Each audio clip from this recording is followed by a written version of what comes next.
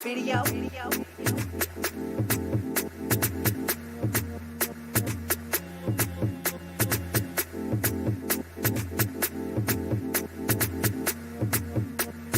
Oh, y'all want another video? Video.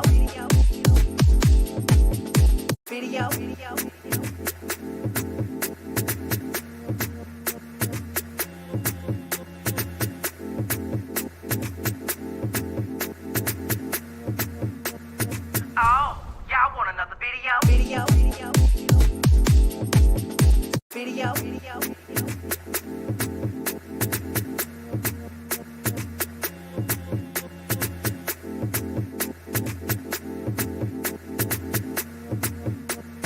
Oh, y'all want another video? Video.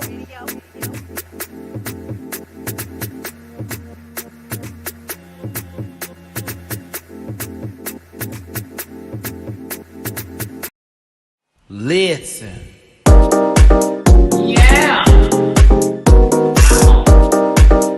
Yes, God. Oh. Get that out of there.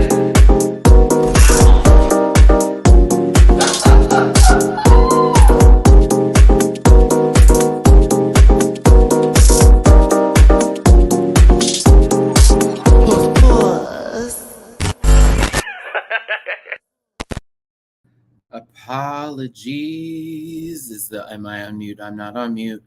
Apologies. Yeah. Apologies. Apologies. Yeah. Apologies. Yeah. Filipinos in the Philippines. Everybody in the United States of America, we had a debate this week, and everybody else across the world, how you doing? What's up? What's going on? It's your boy Matty-Rants. My apologies for being a little bit behind here by a few minutes. I have been up since 6 o'clock in the morning. I've been told not to talk about my life, but I say I don't care. I do what I want to do. It's my channel. I've been up very early. I have not had any sleep, so I laid down for about, at 6:10, I said give myself 30 minutes to take a quick nap because I've been to multiple doctor's visits today. I was trying to get my car fixed today at the same time. And at the same time I was doing all that, I was dealing with some stuff with this apartment, making sure I got everything set up to go for the following year because I apparently didn't finish signing some paperwork. On top of some other things, I had a job interview today. I did a lot today. So I am tired, to say the least. Poor and tired is the feeling, but I totally get if anybody else is also on the same sort of spiel I'm on right now. But I'm happy to still be alive today. My birthday is in 12 days. I'm hoping to have an awesome day. I have no plans whatsoever, but I'm just really thankful to still be here and still alive right now. It's been a really rough week for me, but I'm still here and I'm glad to be here with y'all, and I'm thankful to tune in today. Do me a favor, now that I'm in the door with you, hit that like button, share, and subscribe, become part of this Rant Pack family, and I appreciate you for being here. If you would like to get in the comment section, that's muy importante because the algorithm does matter. And I've noticed that we have a few more subscribers on the channel. So I'd really love it if the comment section also reflected that, as well as the views too. No matter if I ask for a tip, no matter if I'm talking about Drag Race, no matter if I go off topic, it's never going to be that deep. It can be if you wanted it to be, and I can also make it just as deep too. But in reality, I'm over here fighting for my life currently right now, even on my birthday that's coming up very soon, and it has really not been a very enjoyable month for me. At the same time, it's been great because there is so much happening within the Drag Race universe, within the content creation universe for me, where I'm like, okay, we have some things coming up in October, and this is going to be kind of a key, and I feel excited. One of the shows that I talk about that has honestly been one of my favorite things to discuss, as well as going on and on and on about, is Drag Race Philippines. So to production and the cast, as well as everybody that is a part of it, I want to thank them because it's been a good ride. Even this episode that I do not agree with, I have been good to go this whole season. But this elimination made not a lick of sense to me. And I got to talk about it. Oh, yes, I'm actually very up to date on what's going on with that. And I was like, something tells me I need to do my own research in reference to what's going on with Kiana. And I love how they're like, well, the K also stands for such and such now. And I'm like, ooh, it's a lot. Basically, in short, before I do my social medias, I know it has something to do in reference to some sort of like political views. And whenever they were, I was going through the comments, someone was like, it's almost as if Nymphia was a supporter. And I'm like, oh, okay. And then she, of course, Kiana went on live and talked about it and said that's not where their views are now.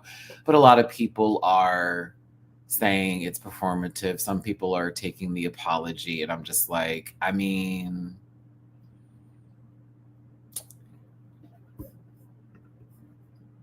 I'll be quiet because, I'm an American. I'm not allowed to speak on, they got people with full on backgrounds of doing racist stuff that won. So I ain't saying a lick. But at the same time, I'm like, if she changed her views, great. But also, I don't know what's going on over there like that. So I'm not going to speak on it. But I also understand where that is going and where that's coming from. I get it. Like, it's like, okay, I would also be side-eyeing her too. It's like, oh, you're on a whole platform that talks about literally the things that the person who you're supposed to be supporting that is completely against. And now we're here. It's like, So, I get it, but I'm also like, here we are. And I just said to myself, I've gone through the entire season without any controversies, without any racial stuff. I've gone through this entire season without any tea. And a lot of the people are feeling that this information is brought up because of what went down in Untucked. And they're like, oh, they're looking for stuff now. I'm like, well, if it's there, it's there. But at the same time,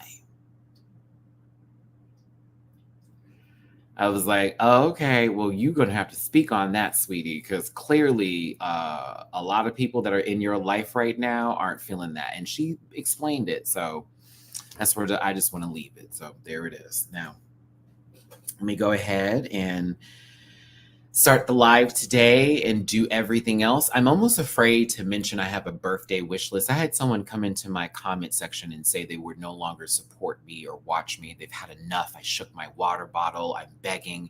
And it really broke my heart because I am going through something right now and it really fucking sucks.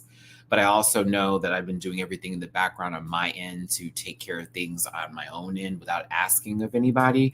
And certain things haven't come through. That's the unfortunate part. But it's my birthday. So I'm not going to be ashamed to sit there and go, hey, if you want to drop me a tippy poo, because low-key broke. I'm behind on a whole lot of shit. Whatever. I'm still going to smile. If you want to, please and thank you. PayPal.me/MattyRants, Ketchup.Simon, and Venmo.Rants. Y'all have asked me for an Amazon wish list. You all, not the people who don't like me, you all have asked me. I made that wish list today. I felt guilty making it. Isn't that crazy? I felt guilty making it. Like, oh, I shouldn't do this because people are going to get mad at me. No, I made it. I literally paid for the P.O. box. I made a wish list. If you want to send me something for my birthday, I will open it on my birthday. I'll be going live that day. If you do want to drop a tippy poo in my jar, I am struggling. Not going to deny it. I am applying for jobs. Denied. I keep losing. Man, I want my car to get fixed so I can just Uber Eats at this point, like I've been trying to do. That was another thing I did today. That's going to be a nice, nasty load of money. A nice, nasty load of money, because apparently it's more than just the computer system. And my dad's like, let's just get a new card. I'm like, if we should. But it still will make more sense to get the card fixed. So I'm like, ugh. I'm over it. I had to just smile today. That's what I'm choosing to do through a lot of stuff. I'm just gonna smile. I'm just gonna be okay. I'm gonna pray on it. We're just gonna put the work in. But again, if you want to drop a tippy poo for my birthday, for just some help, some love, whatever you want to do, it's available. And I do have a wish list. I will for sure be opening it on my birthday, whatever I get. If I get anything after that, I will make sure to do a video for that as well. But I'm not going to be ashamed to celebrate this month in me being alive and still being alive. And whether I've had my highs or my lows, I'm never going to be ashamed of that. That's my life, unfortunately. It's not the best one, but it's the one I got. And I'm thankful for it. So you don't like it? All right. So it's at Matty-Rants everywhere except for X, which is at the Matty-Rants. You can find that all in the About section of my YouTube channel. I do reactions on Patreon. That is one of my black jobs, is doing reactions. And that is for as low as $1 a month. As for $1 a month, you can catch over 500 plus videos. Can you imagine that? I should charge more based on all the shade I'd get dragged with, but you know, I don't, because I think $1 is being fair, because in reality, I'd post it on YouTube, but can't. So it's on Patreon for as low as $1 a month.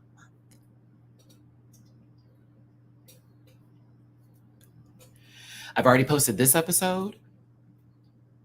The Meet the Monsters wasn't really anything for Dracula, so I was like, do I need to do a video on that? It's just the moving around like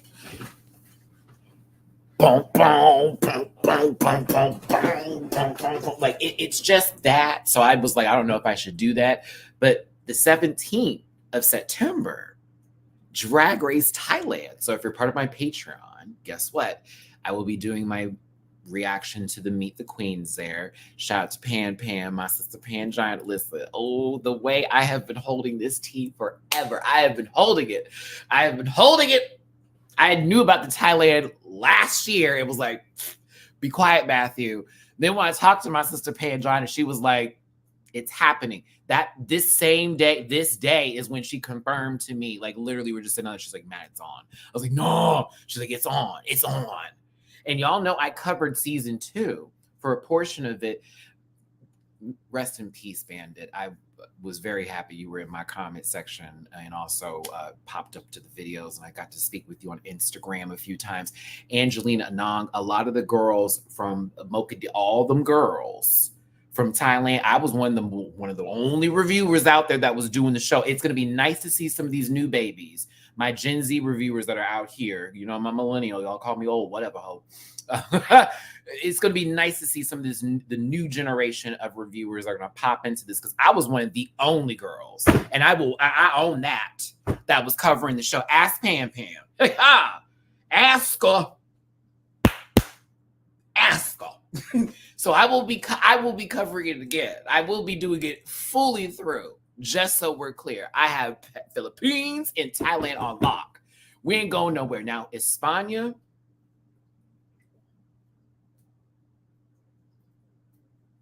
I saw Marta Mama drop a video today, and I love my Marta. I love her so much. She is such good people. That is a good one right there.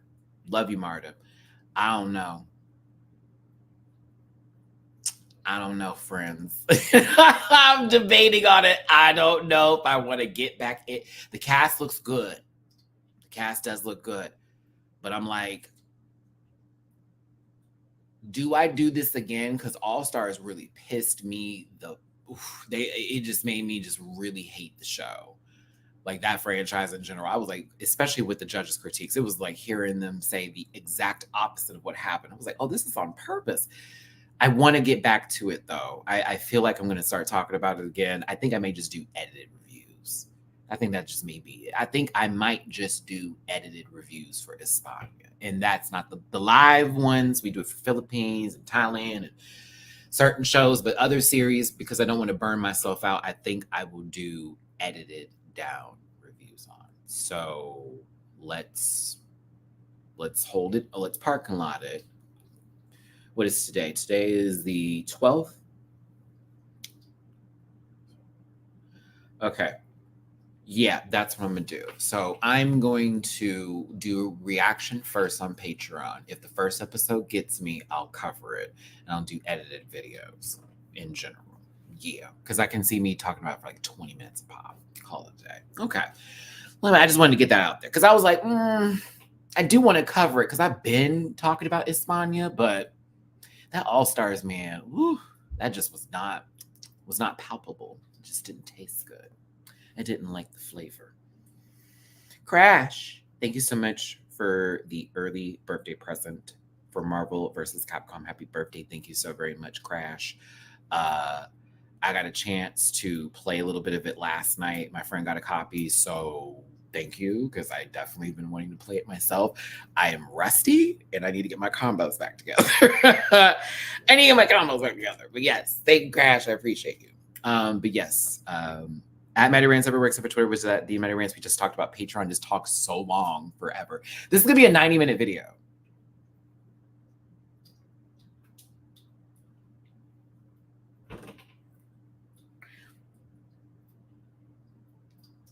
Patreon, little $1 bookable on Cameo, merch available at dragqueenmerch.com.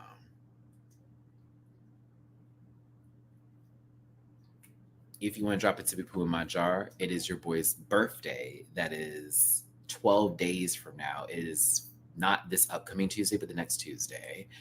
Drop a little bit of love in my jar. He's going through. He's going through. I mean, he's going through. It's been a tough ride. It's a tough ride. It's a tough ride. Tough ride. PayPal.me/MattyRants, CashUp.SimonRants, and Venmo MattyRants. Anything and everything is super helpful. Like, for real, for real. So, shout out to Crash, my first tip of the day. It all helps, trust me, because your boy over here trying to pay Peter to rob Mary and get back to Paul, but then I got to talk to Luke real quick and hit up John, and then we're going to see about 1st and 2nd Corinthians, because there's always 2 of them. They never come in once. Wow. Okay, listen. As a reminder, you know what's funny? Since Jay Quinn is gone, this may not even be necessary. This program is for entertainment purposes only, and content's not intended to malign any religion, race, company, individual, gender, or wigs. All opinions expressed by MattyRants and program participants are solely personal views and do not affect the opinions of every human being on the planet. No hate should be sent to end shows or individuals mentioned on this program, so please don't be rude and grab your libations and strap them, because Maddie's a talker and you may be here for a while. Please don't post any spoilers in the chat. And if you feel uncomfortable viewing this program, consume some Mattivia and have yourself a good old nasty gassy poop.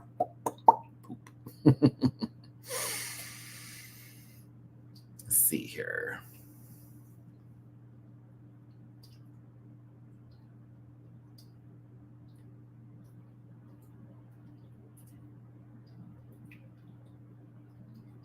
My bad. Give me a second. Sorry, I was having to respond to another email letting me know, guess what? We didn't get the job.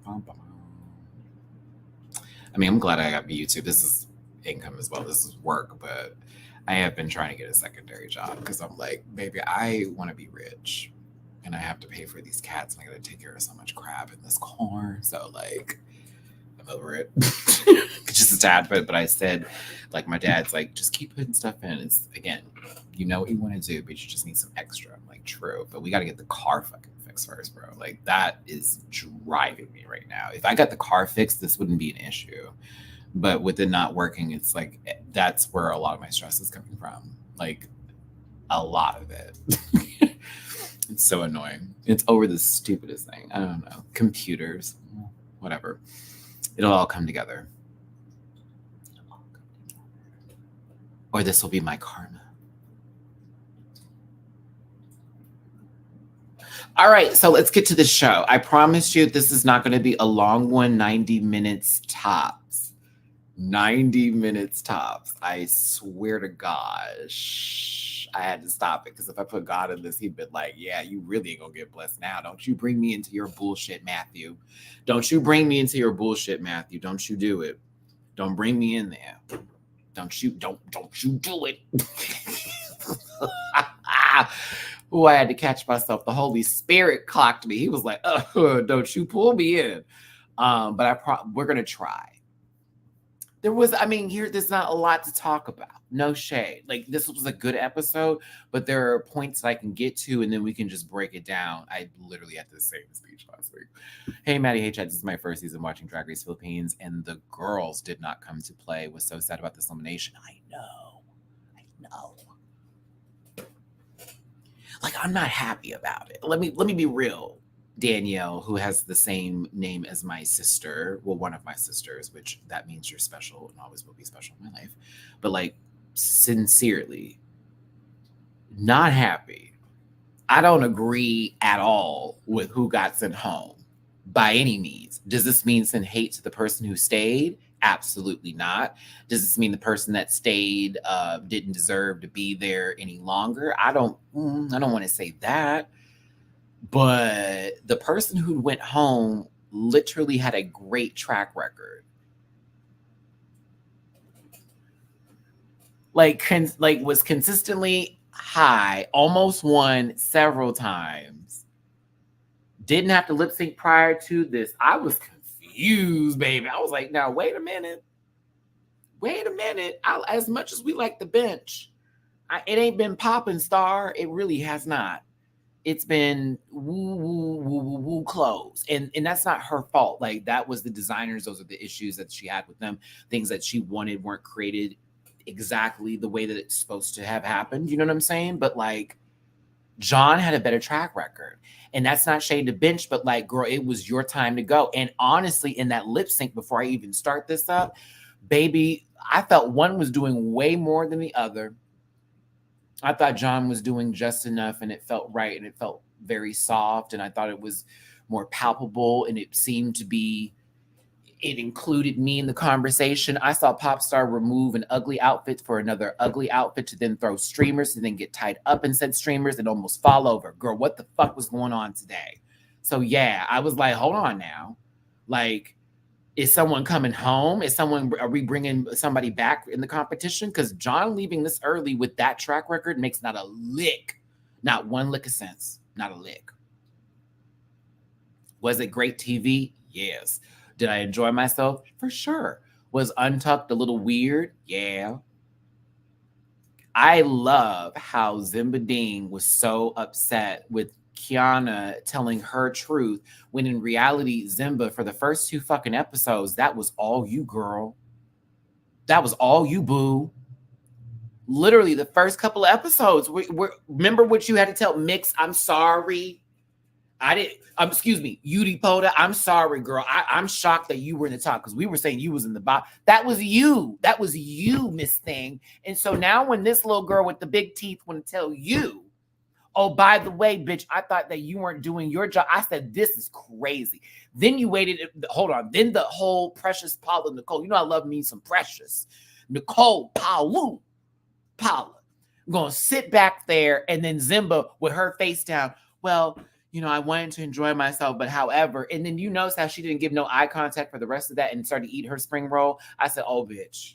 I said, oh, you a real messy ass bitch. I said, that's funny though. It's a key, but I'm also like, Kiana, that should have been your learning experience with her. Don't you ever play that girl. Don't play with her ever again. Don't you give her no more of your truth. Never again. Never again. Couldn't believe. I said, so you let that lady then get her together over you, and you couldn't do all that? My bad.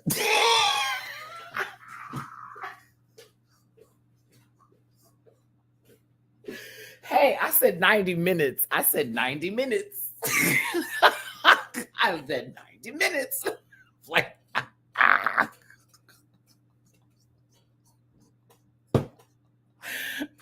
you right, CJ. You right. My bad. Because listen, it's like, this is me. I'm going down. Hold up.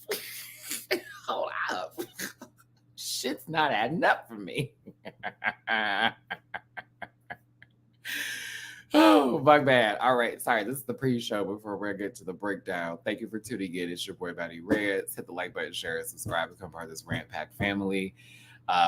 Make sure you leave a comment after this, so that way we can talk about the show in the comment sections as a group together, the Rant Pack, and then some, and there's some, and all that, and all that jazz. And I want to ask, because my birthday, I'm turning years old. If you want to drop me some love, early love for my birthday, or just some love in general, because your boy has been going through, please and thank you. All of the love is really appreciated. My brain just gave up. Here we go. Every time I see someone with my same name, I always go. When I see my first name, I'll be like, who are you? I also set up an Amazon wish list if you are very much like, Maddie, I don't want to do no tippy cash. Like, I want to get you something that's more personal that you're going to like.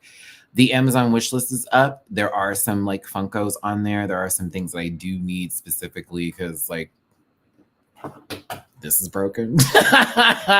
And then also some gift cards that would be super helpful for like Uber Eats and Uber. That I think those make a lot more sense than like I want partnership. So if you want to drop some love in the Amazon wish list, I'll be opening up those gifts. I'm actually going to like put more in there too, but I'm trying to find smaller stuff. I'm like, this is too big. I don't want anything crazy. But yeah, drop it to people in my jar. PayPal.me for /MattyRants, cash up /MattyRants, and Venmo, not Memo. Venmo MattyRants. And speaking of Venmo, thank you to Matt. So weird saying that. It's not you, Matt. It's me, Matt. You see what I'm saying, Matt? Like that kind of Matt to this Maddie, from Maddie to Matt to Matt to Maddie to Maddie Matthew. Matt, early birthday tip. Thank you for my birthday month twin. Yay! Are you a Virgo or a Libra? Either way, I'm Virgo rising, so you're still in my world. Absolutely love you and everything you've done with this channel. Oh, Matt. It's like, did I say this to myself because Matt said it? But I'm Matt, but he's Matt. Easily the best drag race review channel. Well, thank you, Matt. I appreciate you, Matt. You're welcome, Matt. I love you, Matt. Oh, that's you, Matt. Hold on. Hey, that's the key. Hey, Freddie. One of the funniest moments of Freddie versus Jason, also completely wrong. But God, that was so funny. Like Kelly Rowland's last words were a slur before she got sliced up. Like, help me understand. You were homophobic before you died, Kelly Rowland, in this movie. That is wild to me. Like, with this wig, with her full chest. She said it like we were on Big O, whatever the hell that thing is called. Like, you know how they do. Yeah. Let me be quiet because it sounded like that conversation that happened with the dude in ballroom and the trans women, and they were saying them. That was a lot. Protect our trans sisters, and we and our LGBTQI plus community need to be an actual community and start to realize that.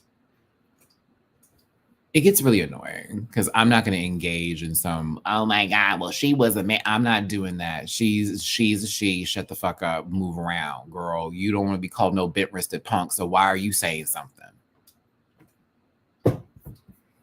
It works both ways. She don't want to say nothing crazy. He don't need to say nothing crazy. That boom, boom. Both y'all hoes. Anywho.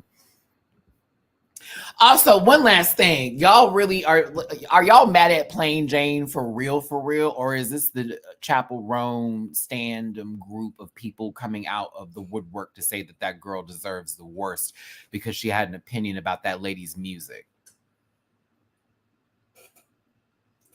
And if someone's like, well, Matt, she was picking fun of her because she has anxiety. I have anxiety. I have ADHD too. I get made fun of it all the time. I just said we had a 90-minute episode. We're almost 30 minutes into this. I'm a Libra. Hello. Like, you know, I'm cool with Jane. But for me, I'm not taking anything seriously that she does on those kind of levels, if that makes any sense. But I also get, if that's your artist and that's your fave and you feel like someone's making fun of them, then fuck all that. So I get it. But yeah, she saw her. That's what I was like. Chappelle saw her. Like I said, Chapel saw her. And you know that people are normally aware of things that happen or things that have been said before. Trust. So I'm sure it was like either alluded to or made a joke of and and then just move forward from it, you know? But whatever. I mean, I get it though. I get it if y'all are frustrated, but I'm also like, Plain is exactly this. She just trolls. That girl literally trolls, bitch. And people take the bait every time. But yeah, the girls look good at the VMAs the other day. Did I watch the VMAs? I love myself. That's why I didn't watch it. Thank you, though. Thanks for asking. All right, let's get to the real show. Because no one's watching the VMAs. No one's watching Eureka anymore on television. That's for fucking certain. Matthew, this is so mean. How am I starting it off this way? Because I want to. Back to it again. Isn't it funny? You had that little ass statement. I shouldn't say little or ass in front of Eureka, but like you literally made a whole dumb ass comment. And look now. Ain't no one worrying about you.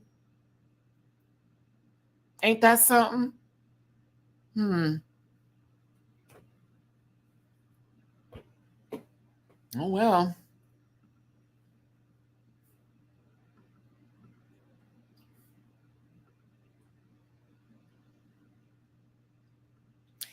After Jay Quinn's elimination, no one was sad.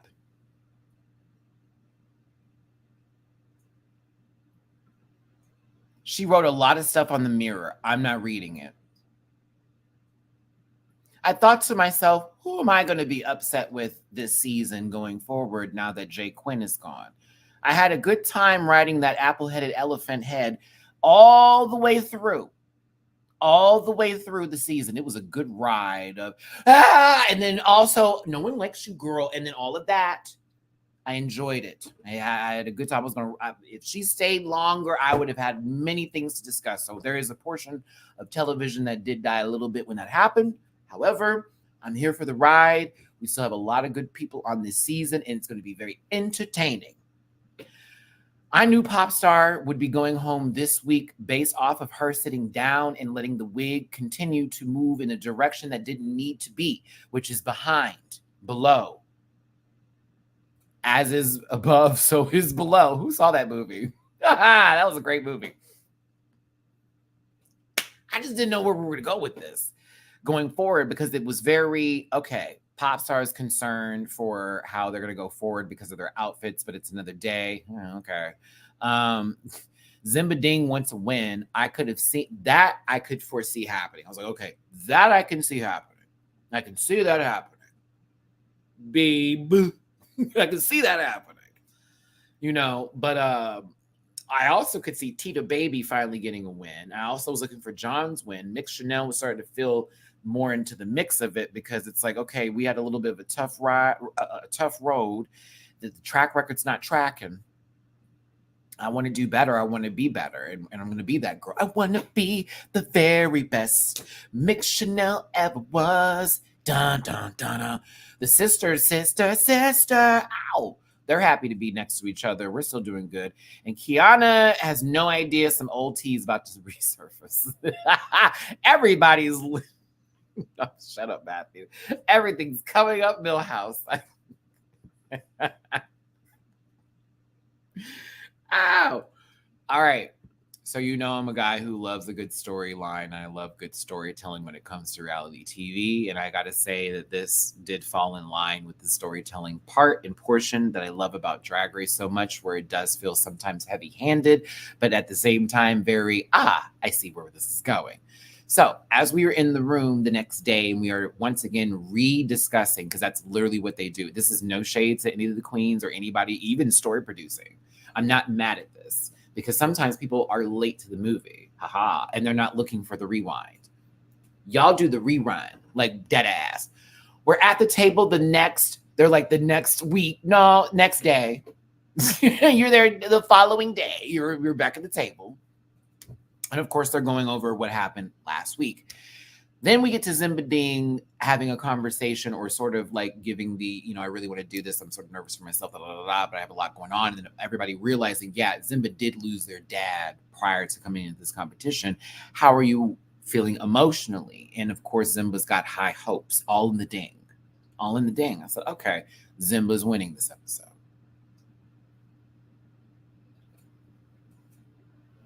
Immediately. No shade to her. I was like, oh no, she's gonna win. This. Wait a minute.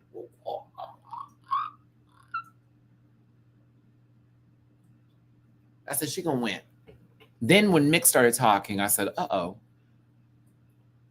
she's gonna do better this week. I thought Tita is always in the conversation, but Tita doesn't play into the drama, so we don't really see her a part of a lot of these conversations and equations that are happening in the workroom. I have noticed that about Tita Baby, to where she is not in the middle of it. She may give a point of view to it. Like, like for example, with Untucked, and she's like, well, wait a minute, why was that necessary to do? So, okay, bet. But like, you don't really see her in the bullshit. And she probably will make it far by staying out of the bullshit, because she's not boring. That's the difference.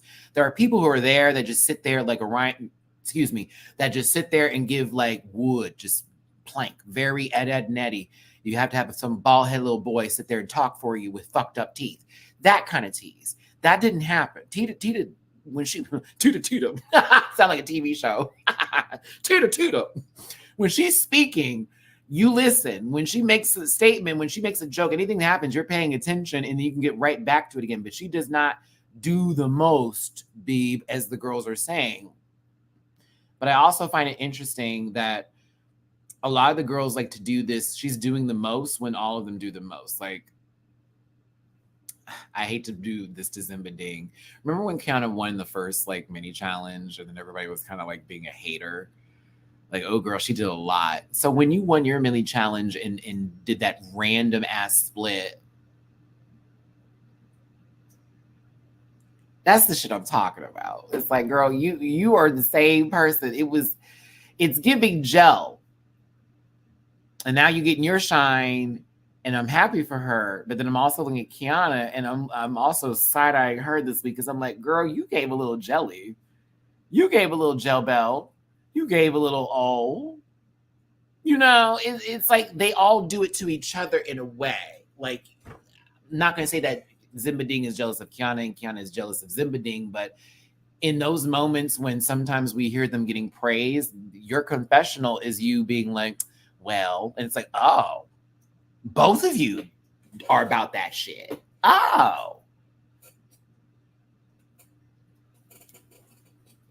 So it's just really weird. I'm watching this going, this is not karma. This is just an echo chamber of the same emotions being transferred. Almost like if this was Scientology and some alien demon nonsensical, whatever, Thetan reading bullshit was hopping from body to body. And it's like, oh, well, I'm going to get over here to you, and I'm going to get over here to you, and I'm going to get over here to you. And it happens through the episodes, but it's good because this is good storytelling, and we kind of need it. But the Alarma was great. I was afraid that little girl was going to have her head slammed into the back of the floor. RuPaul said some words, half the people understood, and then we have a hashtag drag race. Whatever could this mean? And it's now a mini challenge with Mama Pow giving what needs to be done. Let me just once again say that Mama Pow, you have never looked better. That's not shade. That is an honest to God truth.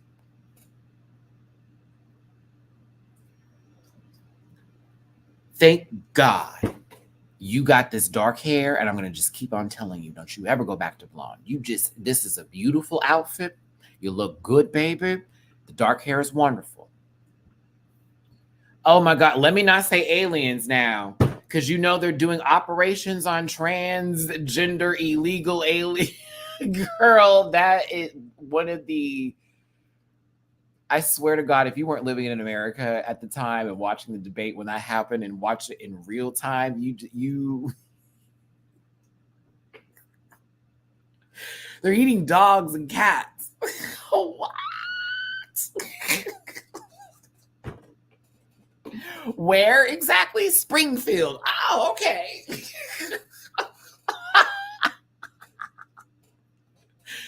It's embarrassing. It's embarrassing. Like, that man is embarrassing.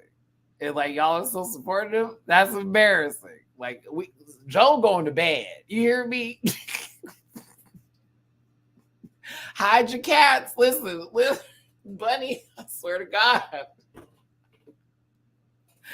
I was like, this is your running mate talking about some childless cat ladies. Here comes Taylor Swift. All right. Then you get him over here. This man just started making up shit.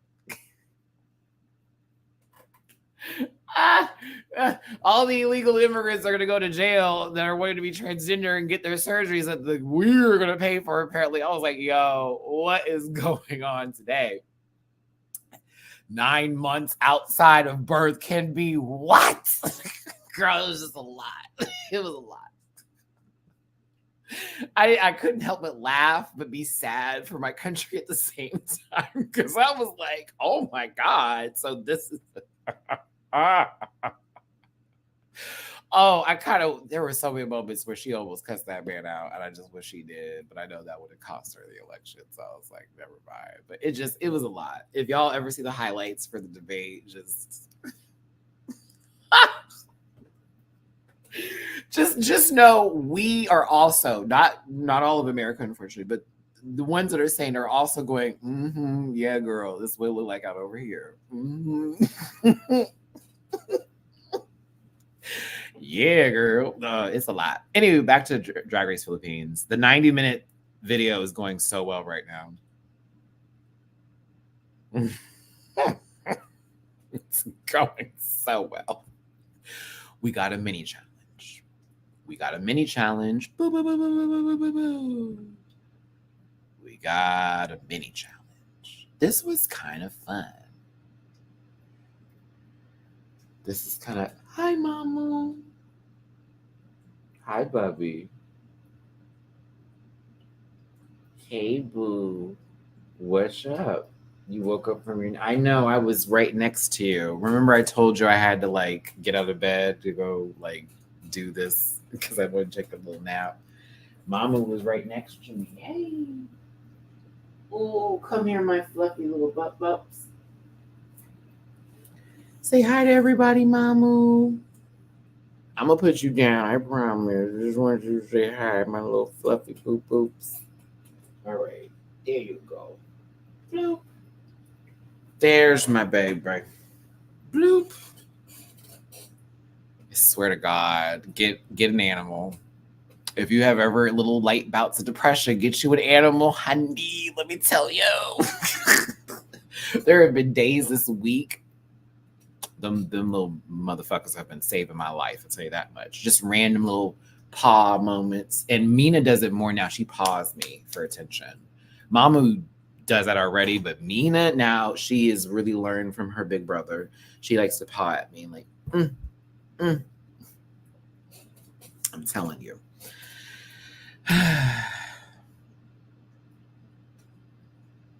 Shout out to Sheila. I see you on my Patreon.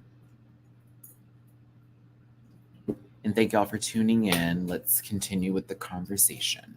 So they all had to make a statement. Statement?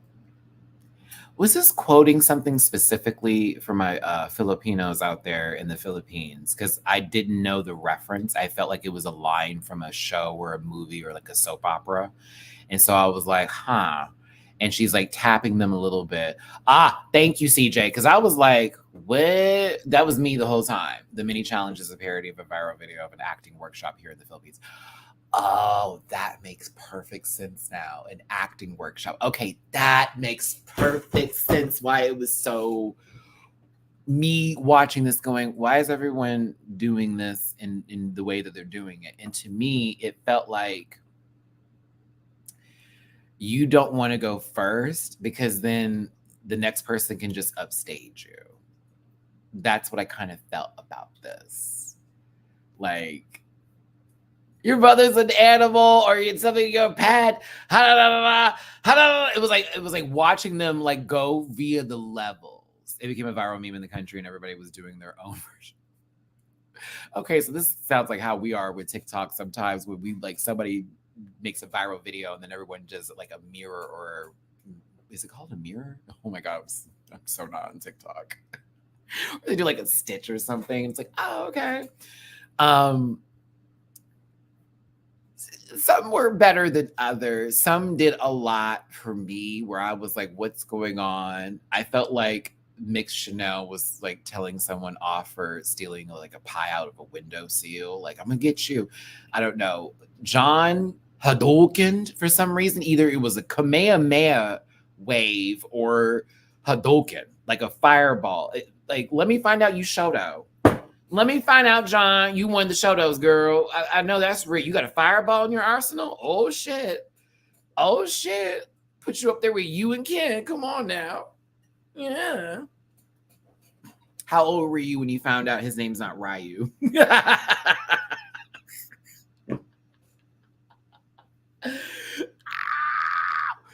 my goodness. Let me tell you.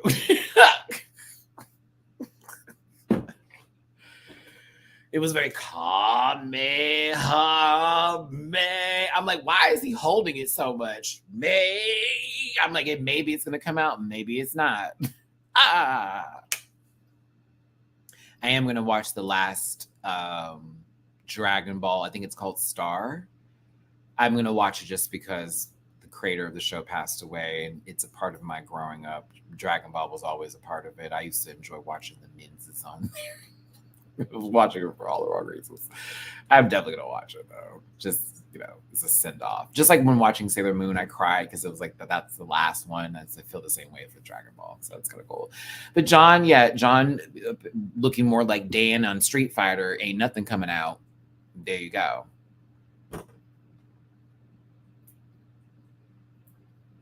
Simba, can I ask, what is the crawl thing about? Are you a fan of horror movies? Jesus Juice? Are you? I know you're a Christian. You shouldn't mean it like that. Look at me being a Christian judging. But like, I need to know what this is and what you're doing and what's happening. It feels like we're watching one of those scary movies where the person's like runs across the room real quick. She's a cat. Oh.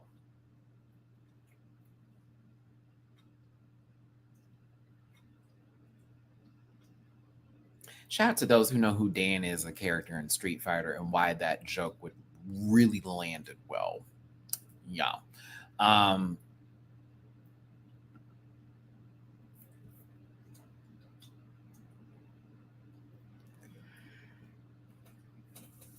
sorry. I'm sorry. I'm such an ass. I hate me sometimes. I can't find the joy in this because I was like, girl, where this split came out of where it come from? Where it come from? She might be referencing Simba, her namesake. Okay, listen, I never saw Simba run that fast for Mufasa before he fell off that cliff. Thank you. Ooh, way too soon. James Earl Jones passed away. Ooh, way too soon. Ooh, Matthew. Damn. I'm happy y'all giving me descriptions of what it is. I'm still going to look at her like, what the hell? But like, damn. I forgot. Like literally this week, I'm like, what the fuck is going on? That's not how Simba crawl. That's what I said. I've never seen that little baby run across the just can't wait to be king. All right. Well, I said she running like Timon. I don't know about Simba. She running like a Timon, baby. I didn't say Pumbaa. That'd be a lie. It feels like a default when she feels like she's not fully delivering. Agree. I mean, everybody had a good time with this. It was a fun mini challenge. The screaming bit for me is that's why I always hate acting classes, because that shit right there be driving me. Like I can't help but laugh at folks. I have been in an acting class before where we were doing the emotional like ranges and stuff, and I remember this one guy was just doing the most, and I could not help but just cry, just laugh. And like I got kicked out that day, but it wasn't my fault. I mean, he was funny. He looked really. Oh, how do I describe it? What was the scene? It was such a long time ago. It was something to do with like him being in a car accident and like he didn't have any insurance. And so I guess he was upset because he wasn't at fault, but he knew, I guess that was the whole thing. And the guy just went on and on. He made up a family, kids dead. I was like, what the fuck? Like we're all just sitting there listening to him go,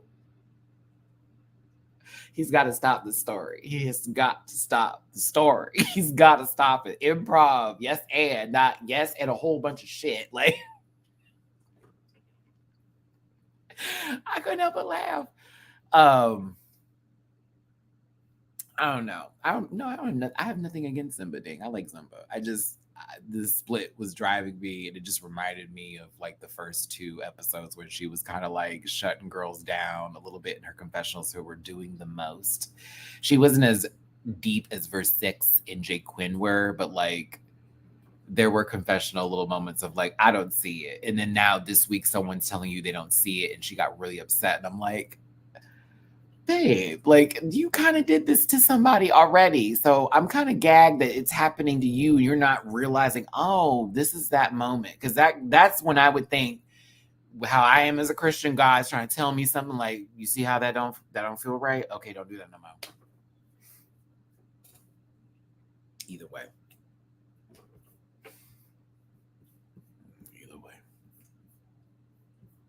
The screaming bit just represents my brain cells most of the time of the day. Oh, God, you're preaching to the choir here. You're preaching to the choir. Mamu, you good? Okay, I heard you. Let's move on from this. I think I've talked about this part a little too long.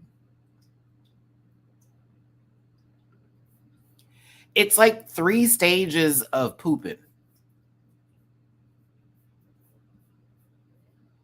This is when you realize you gotta go. So you're like, oh my God, I'm not close to the bathroom. This is gonna really, really suck. This is the face you make when you realize that there's no toilet paper in the public restroom. And so you have to ask somebody because you already know what's about to go down and happen here. And Zimba's face represents, well, girl, you wanted cheese last night, knowing you're lactose intolerant, but you had to have those loaded nachos, bitch. And so you're over here with the pig sweats, losing your grip on reality, trying to figure out, is it plastic or porcelain? Because if it ain't holding up, this is about to break. Yeah. This was a fun challenge, though. It was fun. But I was like, upset stomach, diarrhea, Pepto-Bismol. Like, I was over here like, this could be a whole commercial. Like, oh my gosh, I gotta go.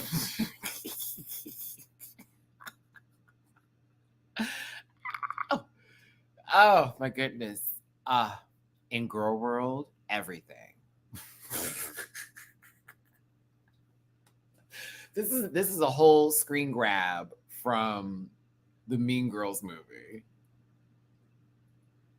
There's regular world and then there's girl world. This is the whole mall scene. Are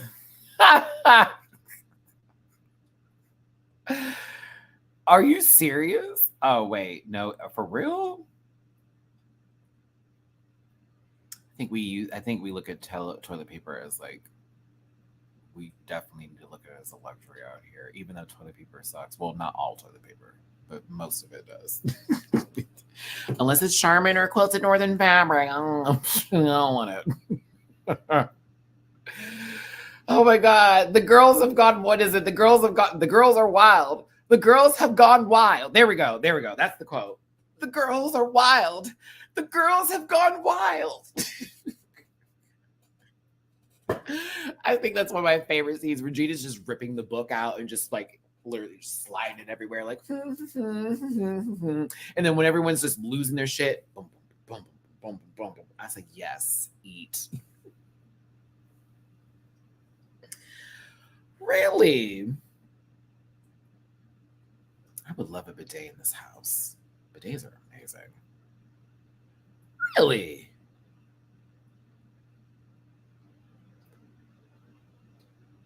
I want to go. Now I need to go.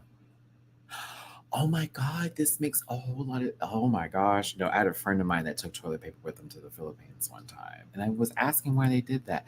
Oh my God. Okay, work. Thank you. I'm here for the education because I'm over here like, everywhere's got it. Very American. Very American. Everywhere's got it. Ain't that unsanitary? Well, you say that, but it goes away. We don't keep it. We don't keep it. We don't put it. We don't keep it. Matthew. I can't. Oh my God. Why did I answer that way? We don't keep it. Oh my gosh. But I'm sure there are people who do. That's nasty. No, there are people who still will use the shower afterwards as well. Because I'm one of those people that regardless of like using the restroom, I'm gonna take a shower. Like, I'm actually going to take a shower. I'm so sorry. I don't know what's going to happen in my home. I don't know who's going to knock on that door and be the finest thing on the planet. I don't know what's going to go down. So I have this thing about needing to and wanting to always be prepared. There are days where I'm like, fuck it, no, thank you. But there are days where I'm like, nah, friend. We are going to be pristine at all times. You never know when someone needs to clap the cheeks, just so we're clear. This is not Drag Race Philippines. This has turned into something completely different. My bad. Moving on. Yeah, Lucid, that's my kind of energy. Because I'm like, nah, I'm still going to take a shower.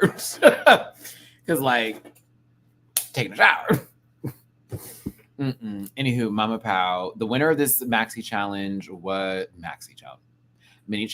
Zimba Ding Ding Ding. Who do I think should have won the challenge? I thought Tita was good. I don't know. I mean, I'm thinking about everybody that went. Angel was the whole time. Good morning, XLR888. I think Tita.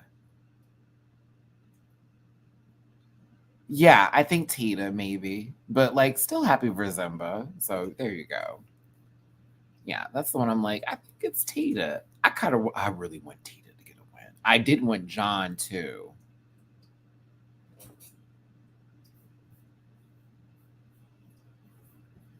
Girl, we're gonna keep this going here because I mean, oof. So she did the split again. I said, okay, so that's gonna lose all its joy and effect. You keep on popping that puss out, sister. It's gonna lose all its effect, all of its little wiggle, tickle. Anywho, we have a winner. Shout out to Zimbading. We get a maxi challenge. It's a Rusical. Yay! I love a Rusical. I always find it weird, and not to say that it's like a setup, but I'm always like, it is so weird that the movie Wicked is coming out this year, and it just so happens that this Rusical is also a part of this episode. Like sometimes that is so weird to me when that happens. It happened on Drag Race recently too, where I'm like, didn't something just come out and it was like this? I said, it's fresh on our brains. I don't like musicals at all, to be honest with you. I'm a real picky person when it comes to musical theater and any sort of like song and dance number nonsense. Like, you got to understand, Nickelodeon and Disney were running simultaneously in my home. And you know that Disney was always chewing, eating, and spitting out the Nickelodeon girlies. Always. So I'm weird when it comes to like musical anything. I'm just weird about it. I'm like, ugh. I feel like this would be my bottom challenge I feel it would be my bottom challenge if I ever got on the show. And it's like, what would be the one thing that would be the most difficult? It'd be the Rusical, because it'd be me needing to care. It would be me needing to care. Like, I just want. But Wicked's a good story. I think it's a good story overall, and I think it's a cool way. Shay, I don't know. I don't find it entertaining. I don't know why. Like, nothing about it's just preposterous, sitting over there indifference. I just, nope. Like, it just does not hit me. But there are certain musicals I love, like Dreamgirls. Love it. Love it. Hairspray. I can watch that one all day long. movie or in theater wise. Even Bye Bye Birdie. It's I'm a little biased because we had like a production of that for my school, and then I also was a part of that. So boom, there you go. It's just some of the stuff I can relate to, and other stuff I'm like, like that's not for me. Like this is a little too much. Like, where are we going with this? Who is this for? Is this about that? Like, oh, I mean, dancing and acting wise, I would be fine, but I think they would read me because I just wouldn't be into it. Is where I'm going with that, Shay. I think they just would read me, be like, "Did you even like what we were doing?" And I'm like, "Oh, like, oh." It's like, I don't care. Like, you're asking me to sing, I just don't care. Just don't care. Okay, Rocky Horror Picture Show, Chicago. I will give those some credit. Not all musicals I hate. It's just it doesn't really jive with me. But let me tell you something. If Alex Newell is in anything, I will go see that shit. I wanted to go see Shucked so bad because I heard Alex sing and I was like, oh my God, I need to go. I just want to go hear Alex sing. Oh my goodness. Either way, it's based off of Wicked. This is like the prequel to The Wizard of Oz. This is not this isn't a sequel. It's a prequel to The Wizard of Oz, and sort of explains some things about, Glinda, etc., so forth and so on. So it's like, oh, okay. And it's a pretty good story. I will be watching the movie so that way Ariana Grande stans can be thankful that somebody went to go see something with her in it, which I know that you're going to be like, she's a okay. I remember that girl from Victorious. Calm down. But like, I said, okay, let's see what this is given. All right. Going over the roles, everybody got what they wanted except for Angel and I guess Tita Baby. It's like almost like they said, okay, well, I want that, but instead I changed my mind. I'm just going to go with this one. It's going to be okay. And then you got this situation with Elvie. And that's the part that threw me off a little bit. Because it's not like Kiana fought for the role, but you have confessionals talking about, oh, I know what role she's going to take. But then when we have the moment of you sitting here and talking, and then let's do what we need to do, I don't see you fighting for that role. I thought that was crazy. I was like, oh, so you feeling some kind of way about it, but you also want to be a team player, but you also want to talk some shit on the side. Okay.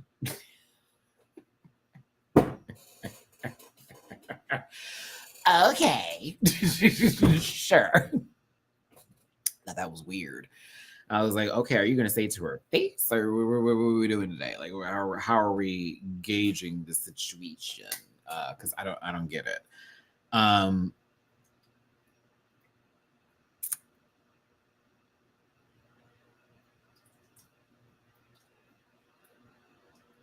Yeah, wild card. And the crazy part is that it's like she knew she got the mini challenge win, so she was going to get it. So it's like, okay, bet she got it. But like, it's her not saying anything in this moment about it. And then we get it later in Untucked. Well, girl, you weren't even doing the words right. And I'm like, what? That was me watching. I was like, wait a minute.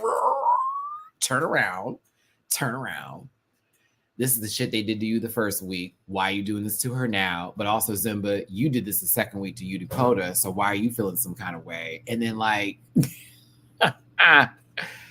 okay, CJ, this I agree in too. She had dibs on picking her own role. She was not leading the girls in their role choices. She was not the one to make those decisions for everybody else. And I thought that was crazy when she was like, you should be doing this. I think this should be that. Da, da, da. And I'm like, honey, did you pick your role? Because now you can sit down and let us do what we need to do. I was like, all right. Listen, we'll get to the roles when we get to the actual performances themselves. Mick Chanel got to play the Glinda character, playing opposite to Zimba Ding's character. There were auditions for that because I know Angel wanted to be in that role as well, do something a little bit different. And Mix is like, no, it's made for me. Like, look at me. I have blue eye contact lenses. I'm about to give you White Woman Down. What's up? And then she went ahead and did her full Karen fantasy for the girls. And I was like, oh, okay, bet. She looks like a character off of the Fairly Odd Parents show, not the new one, but the old one. And it was about to be Chip Skylark dancing with those teeth, that kind of bit, right? Boom, there you go. Yeah, John played it in the back a little too much for me. And so did Tita in this situation. Cause I was like, girl, listen, y'all gonna have to fight for what you want, because if they want to see you, they want to see you, because you saw what happened. You saw what happened when Mama Powell got in front of Angel and was like, girl, you about to play Ho the rest of this season? And I'm thinking to myself, well, what if every outfit she brought has a high slit? What is she going to do about that? She wasn't choreographing last season. Are we getting a new choreographer every season? Was she choreographing last season? I still remember the first season when we had what's his name that was there, and he was very strict. I loved it. I loved it. But then like I was like, wait, didn't we have someone else second season?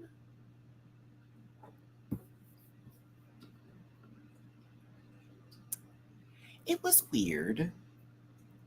I do have some things that I was like, huh. Okay, thank you, Accelerate. Yeah, I was like, man, okay, it was her. Okay, work. Oh, okay. Okay, I remember now. That's why I was like, wait, I'm watching this, like, she feels so familiar. But there are so many drag races that, do you get where I'm coming from, where it feels like I am overexhausted with so much information that sometimes I'm like, wait, is that what had happened? Like, is the Mandela effect going to happen with Drag Race too? Like when they change who won season 4? I won't argue with that Mandela effect if that ever happens. I won't argue with that. That's the one I'll let go. That's the one I'm like, yes, whatever the new thing said. But she was great. I enjoyed her. I guess not my words.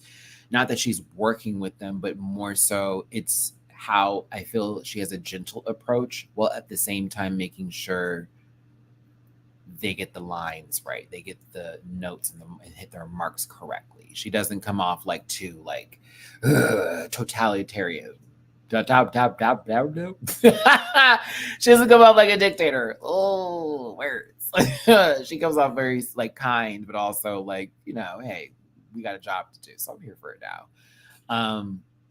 I did love Maxie taking the notes with rehearsal. I thought it was pretty cool because Maxie's also in theater, so I could feel that energy. I'm like, I like that. Baby, why does John look like they're about to do a commercial for Mom Jeans? And this is the Saturday Night. Who has seen the Saturday Night Live sketch where they're like, I got my jeans because they're mom jeans. Like, no, it's this whole outfit like she about to pick up her baby from school. John, why you look like you about to go to the store, sister? It look like you about to go to the store, friend. Like, for real. You got like a little list too. You going to express shipper. Yes, honey. You don't even need no belt, girl. I mean, you do need a belt. The belt would have really gave it something. The real femininity that you were looking for, it needed a nasty black little belt. But something about the tucked in shirt, these jeans, the way they are so high up in the air, girl, I am weak. I am weak at the way you got these pants. I feel like you're about to sign in at a fucking school and pick up your child. Like, for real. Actually, fuck that. Because you're giving SUV minivan energy with these pants. Children, you and your husband were smart. So you said, we're going to have a baby.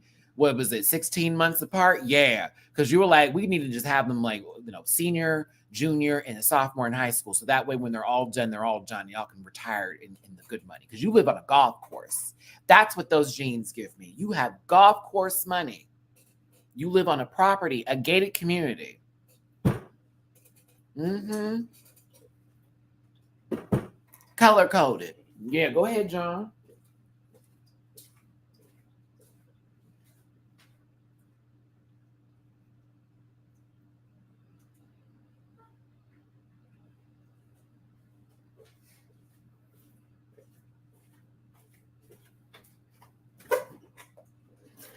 Okay. John got a shape like they argue with their husband often. But they still together. Sorry, my tablet was about to die on me, and that is how we're doing the slides today because the TV seems to always mess up. Hello. Okay, y'all. Hey. For those of you who are new up into here, you may have just woke up, especially for my babies. White SUV. Hello, that one girl. You see the top. It's a white SUV. Cream interior. She's a demure, very mindful woman. Hit the like button, share, and subscribe. Become part of this Rant Pack family. I appreciate you so much for being here today and for listening to me not do a 90-minute review on this show like I said I was going to do, and I promise I'm going to do. My birthday is this month, and it's actually 12 days from now, which is amazing. If you want to drop me a little tippy poo in my jar for either hosting with the most in today or show me a little extra birthday love, and yes, it goes a long way because Matty needs it.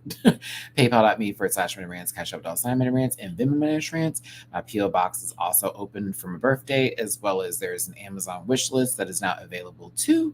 All of those gifts will be sent to the PO box, and I'll be opening them on my birthday. So yes, if you drop a tippy poo to Jay, of course, I give the special shout outs, but also please and thank you for those of you who are dropping tips or cash apps today, or tips, cash apps, or super chats today. A very important day. But yes, I'm here for Miss John. Baby making hips, them baby making hips. When she walk.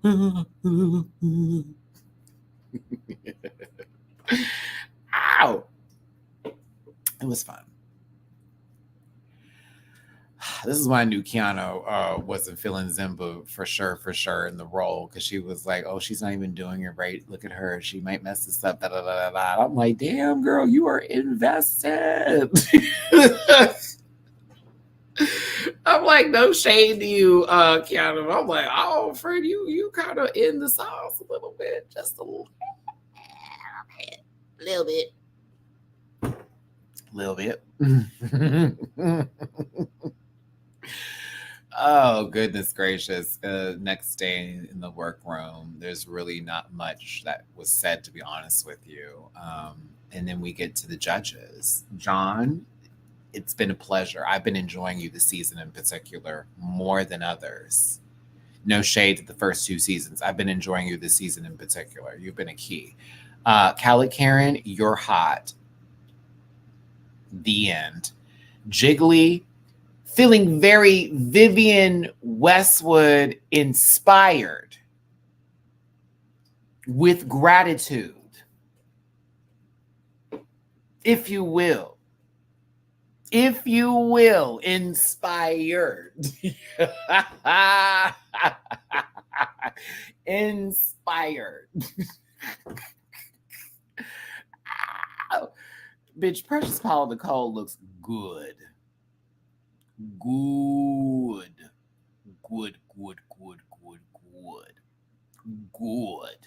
Very good.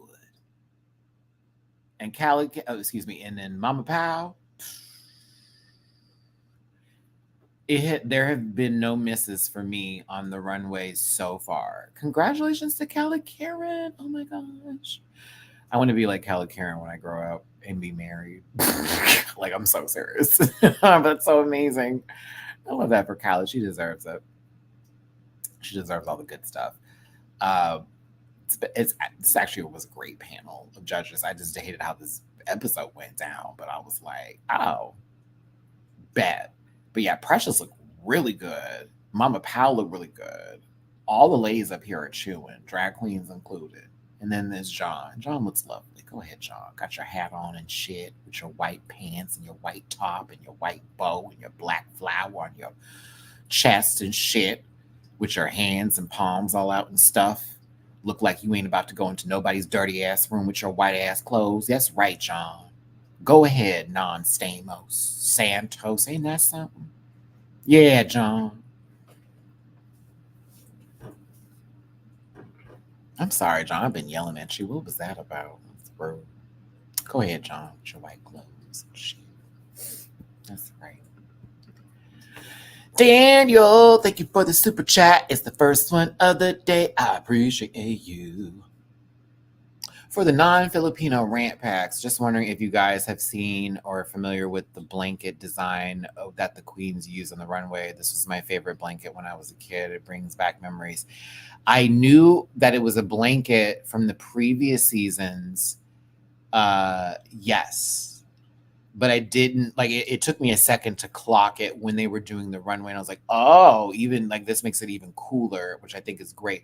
And it also, this is why they went so hard on Popstar, is because the idea was to take the blanket and then to elevate it into a avant-garde or fashionable look, and not to be received as we going to sleep ho. You know what I'm saying? Like it was very, we ain't going to bed.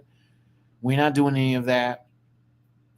So that's why I was like, I get why they're going in on her, but it's more so the designers. But yeah, I want a blanket. Should I put a blanket on my wish list? I could use another blanket. Well, the cats, well, no, because then that means, actually, yes, I could use another blanket because the cats can then just have the orange one. They can just have it. Because every now and then they be fighting me for it. I'm like, it's mine. Very, at flea markets, very common for typical Filipinos. I know.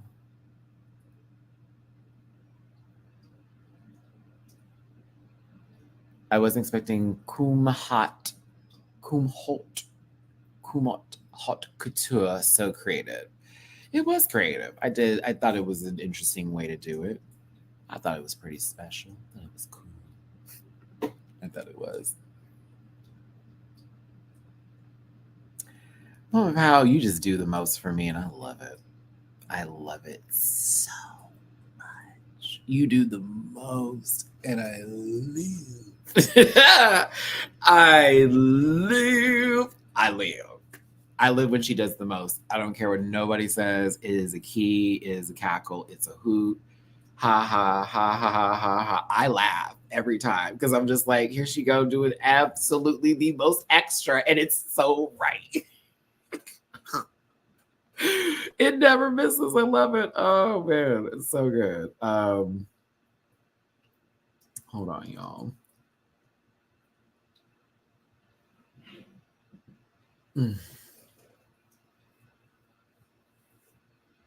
I was trying to, because I got a tippy poo in, and I was like, ooh, I can order something because I haven't ordered out to eat, and I need something to eat like right now. I do need to go grocery shopping, but it's a little late, so this will probably be the best thing I could do to eat tonight. And I was just putting the order in. Excuse me, burps. Ah.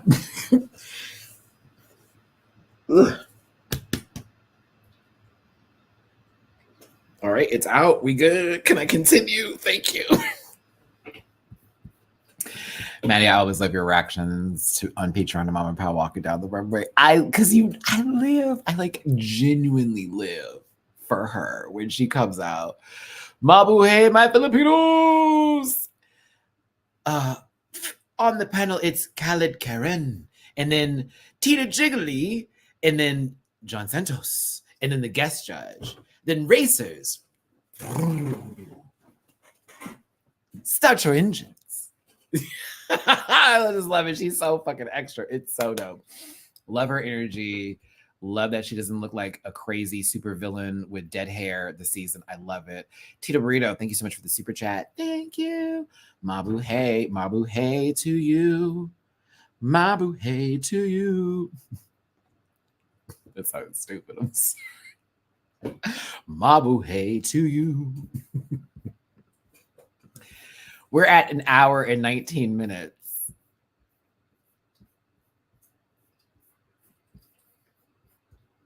Oh my God. I hate me sometimes. I really do. Drop a tip in my jar just for me going over. I really hate me. Okay. Let's talk about the Rusical itself. Was it good? Yes. I don't know who the hell the horse is supposed to be. Maybe I didn't see the movie or the play, or I didn't read about it enough, or there wasn't anything that was sort of, viral that took place from this character. Because I was, when I say confused, I'm like, who is the horse? Who's the horse? Why we got a horse over here? What's the horse for? What we doing with the horse? Who is that?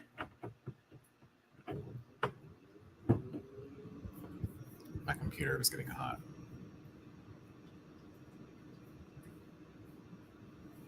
Daniel. Technically.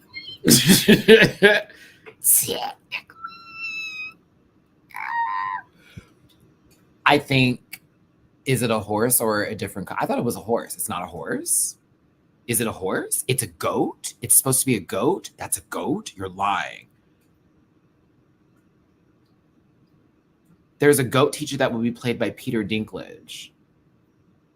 Did he make sure that other actors who are also little people aren't going to get hired? Oh, Matthew.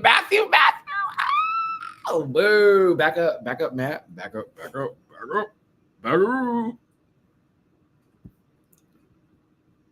You want to be popular. For those of you who know about that Snow White tea. Mm-hmm. For those of you who know about that Snow White tea. Mm-hmm. I was like, really? Really? Oh, okay. Got it. I was like, and too bad they canceled that show Little Women, because Tara would have talked about that whole incident for the entire season, bitch. Either way, I thought Maxie did good. I thought Angel did good for her character. I thought Kiana played her role pretty well. I didn't think John was bad. They didn't have that many lines, though, so I was really wondering exactly how they were going to be able to stand out when the majority, if not all of the time, was spent with Zimbabwe. Tita Baby, though, yes. Oh, absolutely. Absolutely, actually. Yeah. Yeah, Tita was fucking great. The way she was doing her mouth. I know it reminded y'all of the Detox, like all that kind of stuff.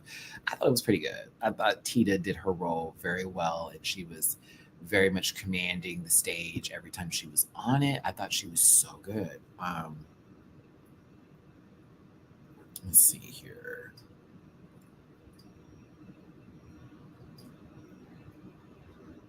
Then we got Zimbading and Mick Chanel. Like I talked about John and Kiana and Angel. They were good. There was nothing crazy. It was like, okay, they did their roles. Did that. John having the least amount of lines and more of the like Kiana and I guess Angel, I guess sort of doing more outside of their lines, I guess is what they were trying to say. But I was like, like it really wasn't bad. Okay, listen. Ashley Tisdale was chewing. I didn't know Ashley Tisdale was Filipino. I didn't know she was I didn't know she was from the Philippines. What? Bitch, how did Ashley get over here? Or Brittany Snow. Damn, those are great references. She looks like Ashley Tisdale and Brittany Snow did the fusion dance. That's a great reference. Shout out to anybody that knows who Brittany Snow is. You're welcome. Oh, man, that's a great reference.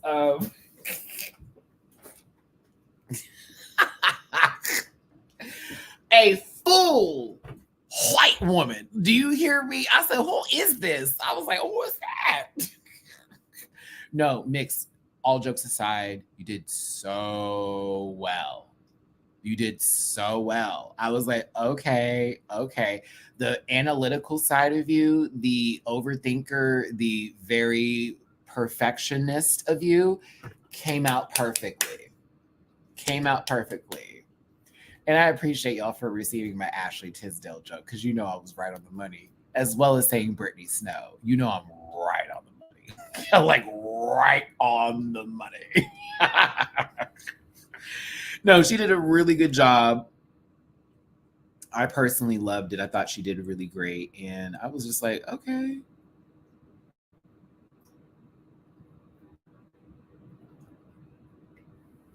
I was like, come on, mix. Christine Chenoweth. Okay, yes. Ashley Tisdale and Brittany Snow, all daughters of Kristen Chenoweth. Not really daughters, but they give that. Zimbading did a good job too. I enjoyed Simba's acting in this and how they were, conveying themselves and portraying themselves on camera. I was like, okay, Zimba. I was like, all right, bitch. I was here for it. I was. Like, Zimba did very good. Like, the entire group, everybody did a good job. There were really no weak links, in my personal opinion.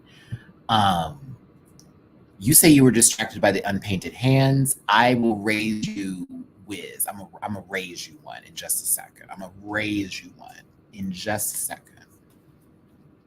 Because the girls were girling and they were doing a good job. And I was enjoying the show. Okay. I'm gonna raise. I love how y'all are talking about the hands, and that was your focus. The hands were your focus? Oh, no, baby. Let me show you where I was at, okay? And this is the second week in a row this has happened, where I'm like, now who grabbed her? Who tugged what? What is happening? Is it hot on stage? What is going on? Also, Popstar did a good job as Mayor Joy, and I recognize the character because a certain queen that did something last season I don't care for did her for Snatch Game, and she was really good. But her Mayor Joy was great. I want to say Nurse Joy so bad from Pokemon. This is where I was. Like, you were on the hands. I was over here. Matty, what? Oh, there we go.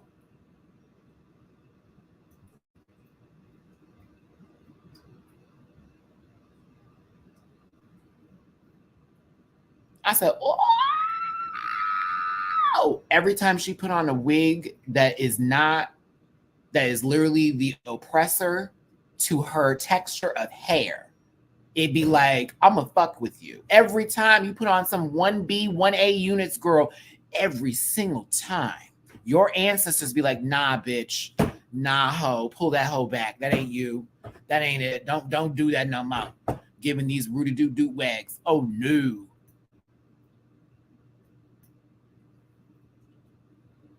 And so I sit here and go, no one's saying this, but we talking about other people. And then this is me. This is not, I didn't even zoom in on the shot. You can see it from here. That's all I could stare and look. I just kept looking at it. I can't even, popular. No, I'm going to be like, wig cap.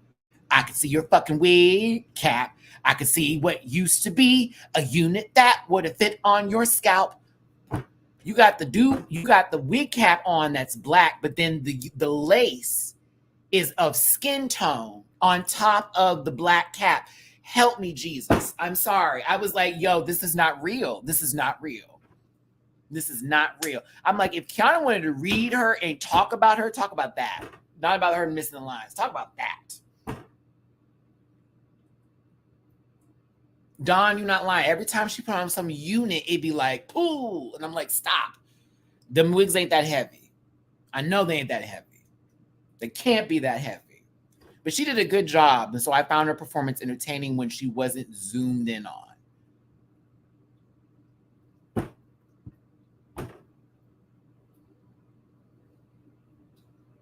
Overall, it was a good show and I enjoyed it. We're about to get to the runways, y'all, because I am not trying to be here for 3 hours. And because we literally did this the last time and it was still 3 hours, I need you in the live chats to vote on your favorite looks that we talk about today. 1 being the best, 2 being your maybes with a couple of stipulations, and 3 being the chops they deserve.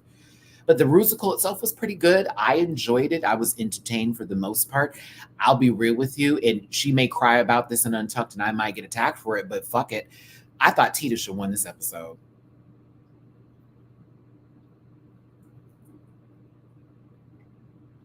Yeah. I thought Tita should have won this episode.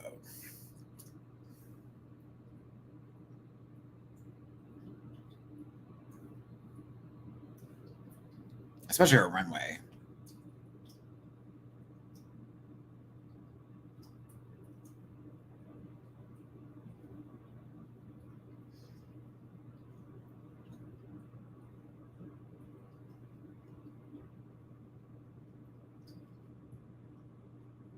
Mm-hmm.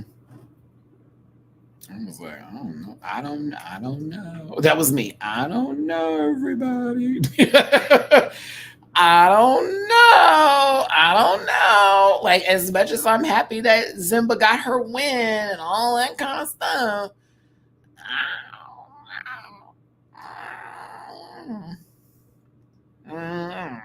but I get why she won, so I don't want to knock that baby down. Kum-Haute couture. Take a blanket and make it avant-garde, make it couture. John Fedelaga is next, or first, I should say, and I'm going to give this a 1.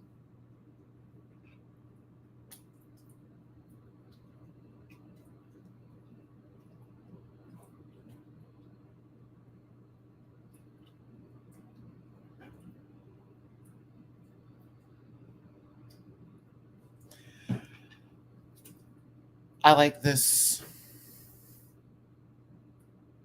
a lot. They were mad that those were pants. I was gagged. They were like, it should have been a gown. I was like, I'm sorry. I personally like the fact that they were pants.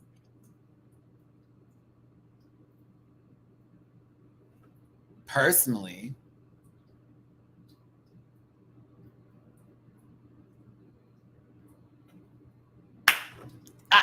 I thought the pants were right. I'm sorry. I was here for it. I like the wide. I'm sorry. I like the wide pant. I did. I don't know what it was. Maybe because she's so small and that's why I don't look cute. But I thought it was cute. I don't give a fuck. Oh, oh. I liked it. I don't care.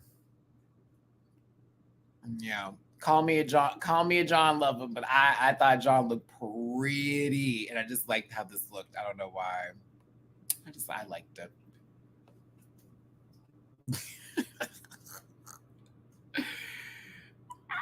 Ow.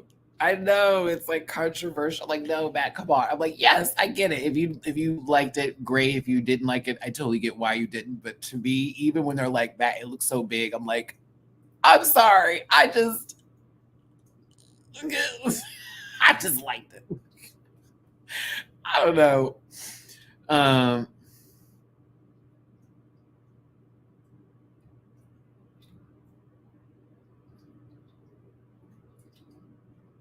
can't.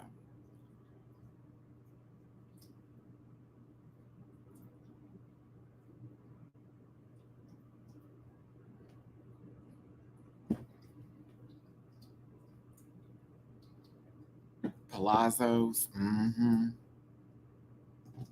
She was going for she said it was the Cardi B inspired Mugler dress that was the pearl thing that, that Cardi wore. So that's where that clam part of it comes up. I think possibly, it could have been different, with the pant part of it to make it really go there. But, I don't know why I kind of liked it. I thought it was interesting.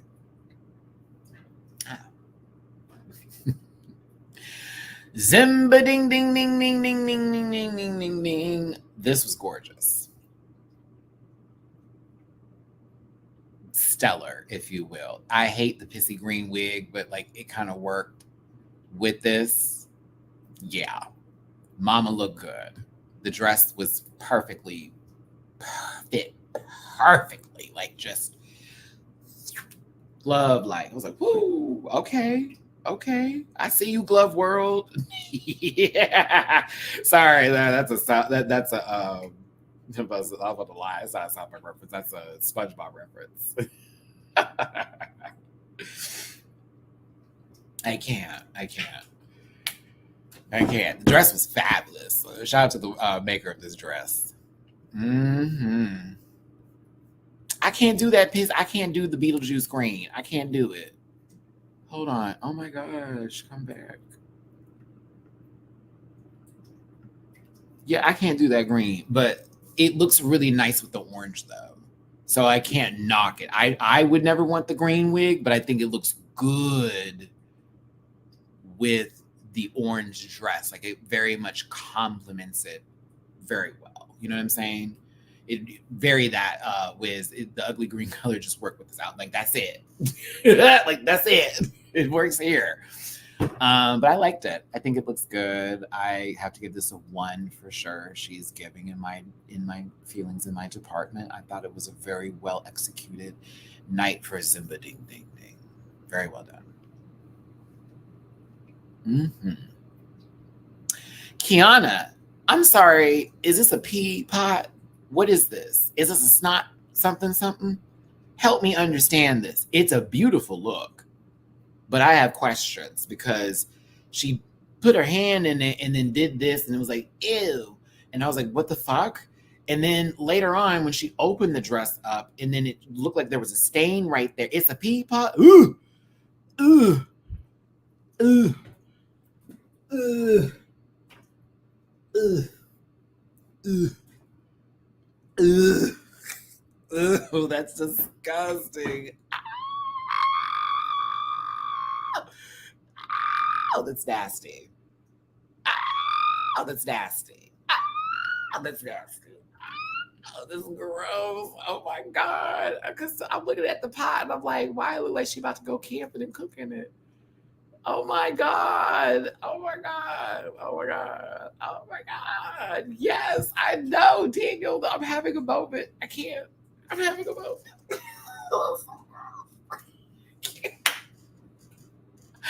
Oh my God. I can't.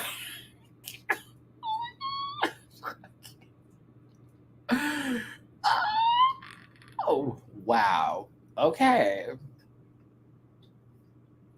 It's a beautiful look. She looked really good. I'm gonna keep it a 1. I'm gonna keep it a 1. I ew. Let's have it. Ew.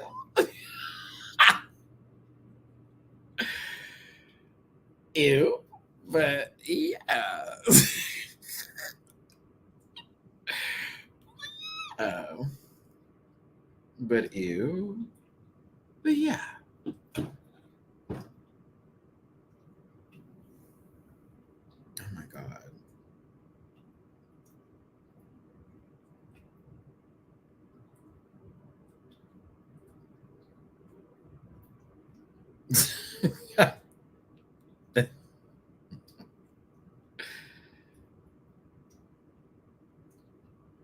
Oh man. Yeah.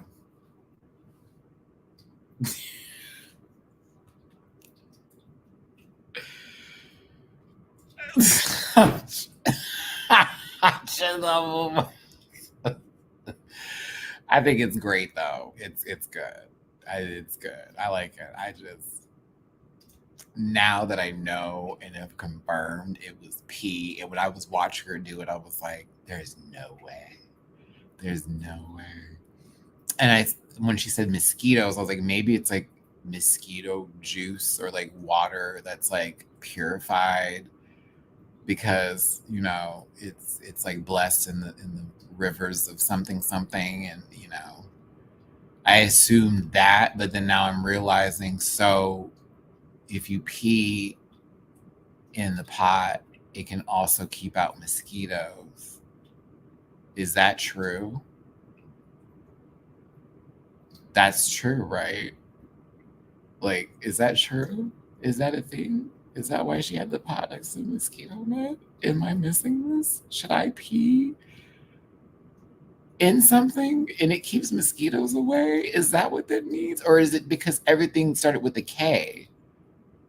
And if that's the case, then like she said 3 different Ks.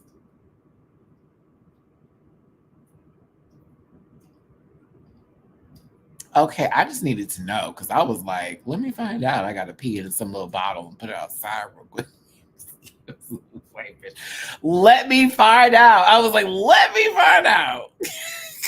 And she said a whole lot of K's for me. I got a little nervous. I did. I got a little nervous now. I was like, "Ooh, wait a minute. You might summon the cat, but in black." But like, okay.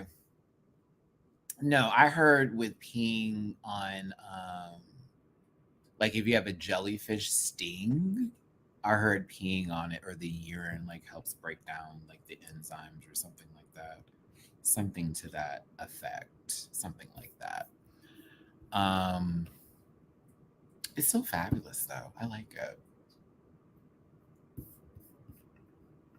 Every kiss begins with Clue Club. Thank you, Tito Burrito. I appreciate you. So it's terrible. Her theme was sleep in the chamber pot was there because back in the day people didn't go to the outhouse in the middle of the night. They just used the chamber pot. Child, low key. Ooh, too many K's.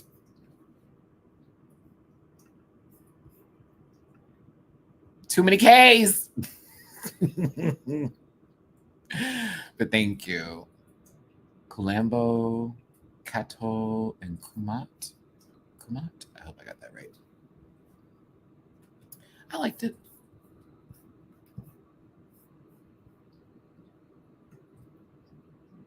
And Nina's not giving her space to speak. Maxie is next.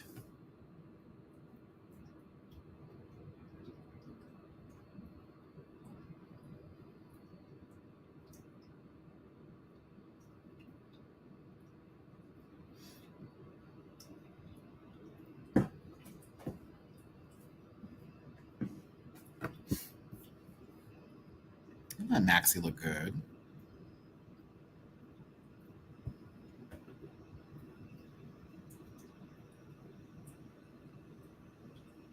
Mm-hmm.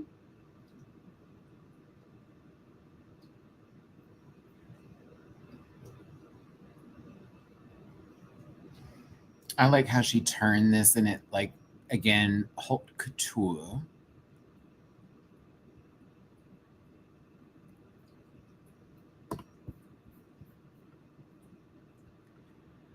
I actually did. Crash sent enough for the game for today so I can get my Marvel vs. Capcom on.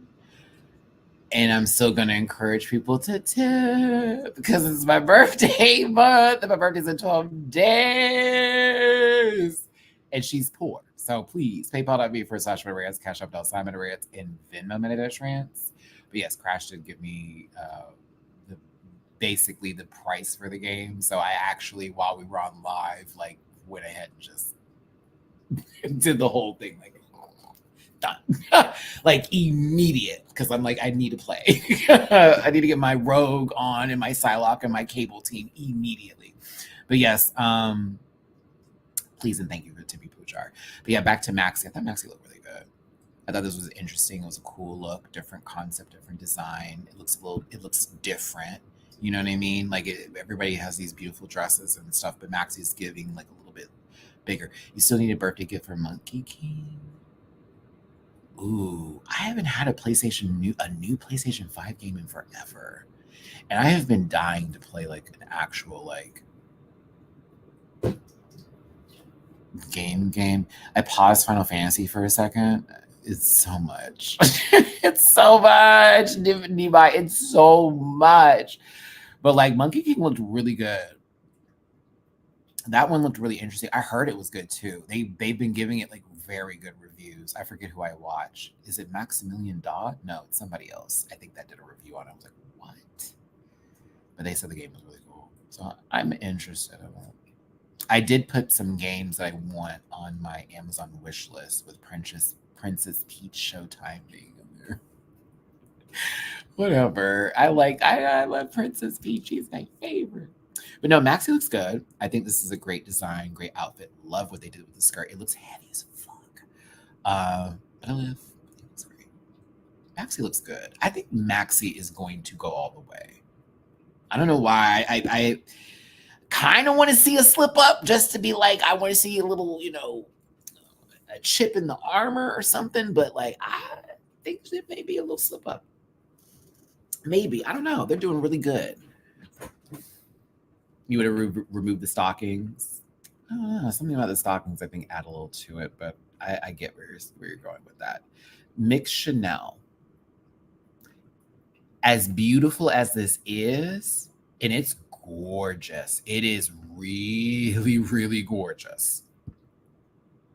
Shit didn't fit.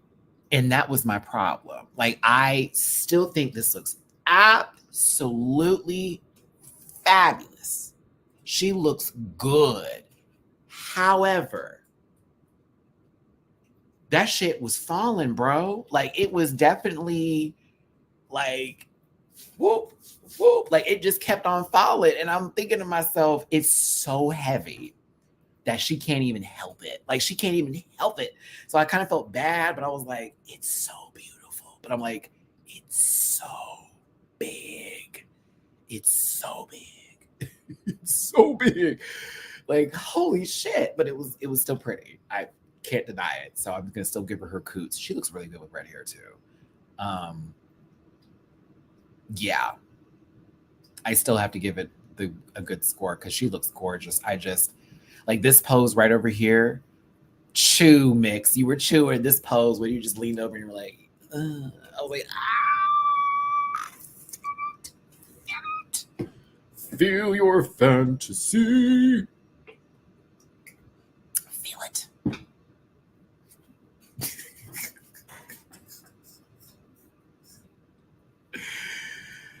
Feel it.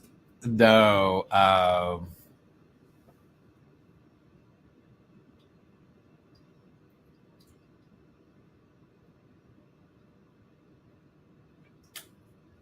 Like, it's gorgeous. Can't deny it. Got to be 100 on it. Yeah, I like it. Yeah, I do. I just wish it fit better. So I'm gonna still say one. Still say one. But like, I just wish it fit. God, it was cute. I love the pink, the green dress that's underneath that huge billowing pink. It's very AKA colors, but yeah. Galliano for Dior. It's a good look mix. I just wish this was cut it up. That's all. Angel.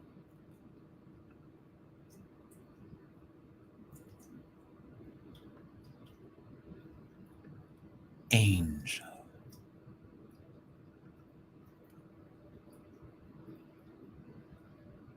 I like this too, but it's something about the back.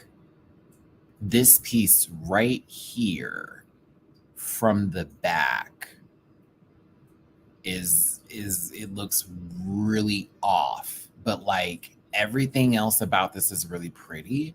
When she turns around, that's when I'm like, huh. But other than that, like I thought it was really pretty.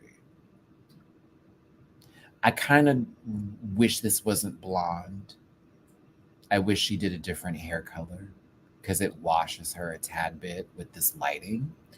But it still looks good.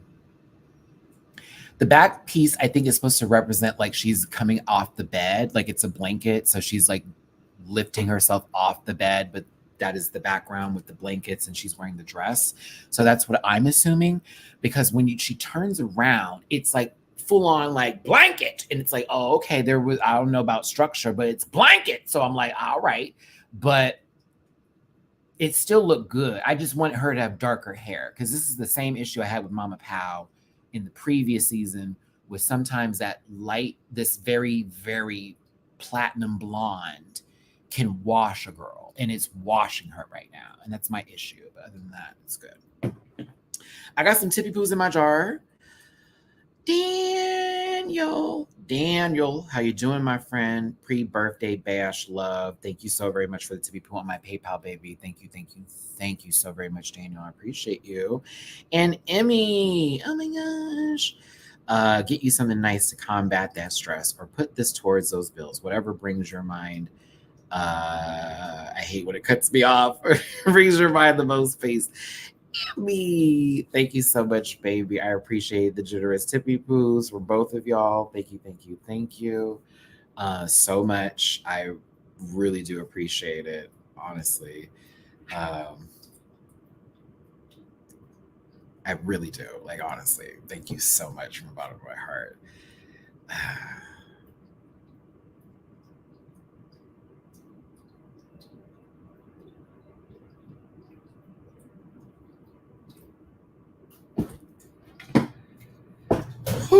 I okay. Crash, what's tea? You got a super chat from me. Appreciate you, friend. Can I just say that Eureka, because I was an elephant, said nobody cares about the Philippines, and yet the Philippines girls show love to every other season and franchise.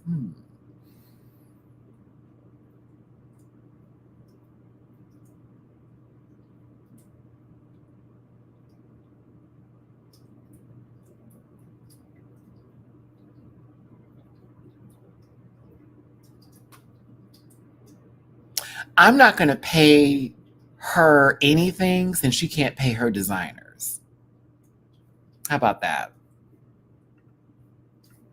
How about that, Crash? How about we just don't pay her anything since she can't do what she needs to do in reference for that, mind you. I'll be this one, and she can still be the 0. Yeah. How about that?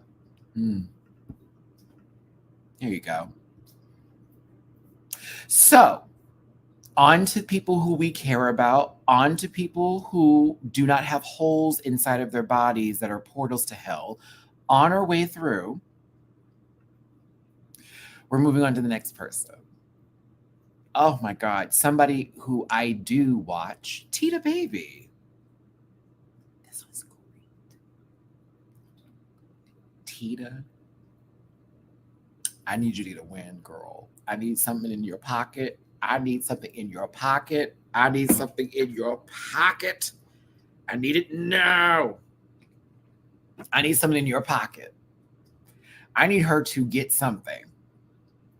All the love in the world, of course, but like, I need her to get something now. This is how I felt about John. And this is making me nervous for Tita, because I'm like, if you pull a John like you on Tita, I'm gonna be upset because John was running, honey, and then all of a sudden, bam, we're out. Like, what? Like, don't do that to Tita now, because she's running now too. The girls are running. This outfit's sickening. Pants are right. The way that this top is done, the sleeves, honey. Ow!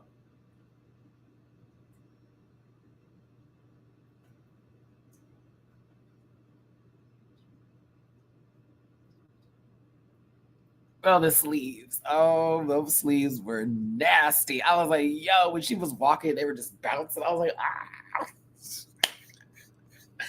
The hair looks good. And you know I hate highlighter hair. You know I hate that neon hair fucking shit. I hate it. But this looks so good.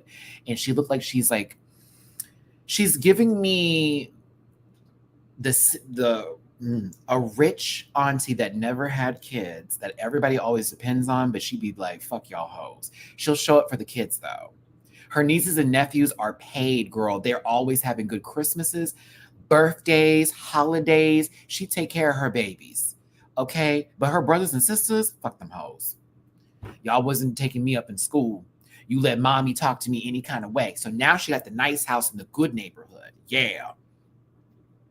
Real estate agent tease. Yep. Uh-huh. She got her own business. Right? And I'm seeing it. Like, mama has money. She is that rich auntie with no kids that do not play bullshit with her brothers and sisters. But her nieces and nephews, she got them. Paid for half of their school. Come on now. I see the character. I love her brand. I love it. Every time I see her, I'm like, I know exactly who this lady is.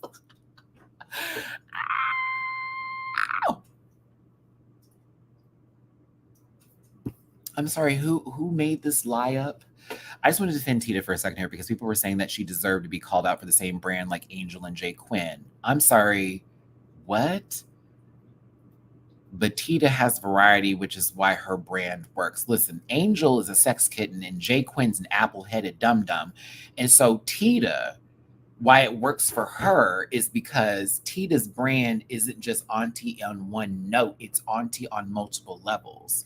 And it's very age appropriate and not even in like a shady way. It's very, Tita didn't have to be a sex kitten because she wanted to be a sex kitten. Tita sees herself as an auntie vibe, so she's going to represent as an auntie, and she's going to do it in her own kind of way. Multiple versions of what we consider aunties, aunt, whatever the case may be. Like Hershey liqueur is that. If we gave Hershey more time, we more than likely would have saw a lot of this, if not in a different level of that, from Miss Hirsch. You feel what I'm saying? Because some girls know their brand and know their drag and know their aesthetic and style. That's why I don't knock nobody for having a brand. The difference is one is realized, one is clean and consistent and concise. They talking about Jay Quinn's brand when she was basically flying across the entire over there, girl. It felt like I was on the Street Fighter menu, and we were traveling from fighter to fighter. Like what's going on here today? What are we talking about? Their brand, they were dressed as a child in the workroom. Brand, K-pop idol. Yes, as a kid. Yes, literally in school uniform club. What are we doing? Weird. Just say, you know what, Clef? They need to go ahead and just say their ages and call it a day. Ageism is real. I experience it every now and then too. When a girl want to read me, it's normally some like little 16, 17-year-old little bastard. It's like, oh, okay, so you want to come out the side of your neck for me because now I'm this age and now all of a sudden that's your dragging for me when, bitch, I look your age and still better. If not older than you and still eat you, chew you, spit you out. Like, let's not. Like, I see Tita's drag. I see Angel still learning hers, but she has her personality and her charisma is extremely infectious. Those two had things the other one didn't have, and then some. So them even comparing it is ridiculous. Like, girl, please. That girl came out there and was like, I have a new family member I'm talking about today through my drag. Angel, I'm getting, and then Tita Baby comes out here and does something like this, and they want to do what? Okay, girl. Anywho, Tita, you ate, chew, done. The reason why Angel got critiqued is because Angel played the safe route versus fighting for the role that she should have, and the whole outfit moment probably wouldn't even have happened had she taken a different role.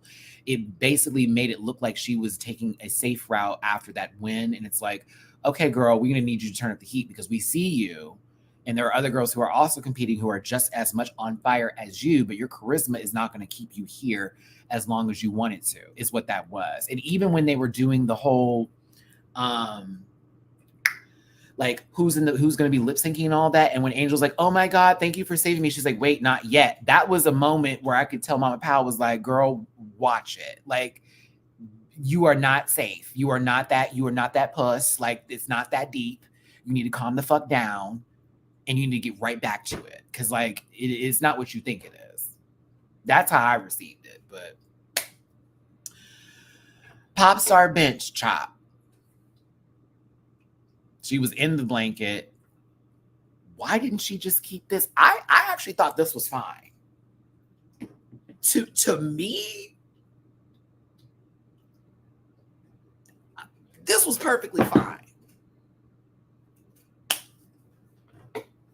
I actually liked this look in particular when she took off the other one. I was like, oh, okay.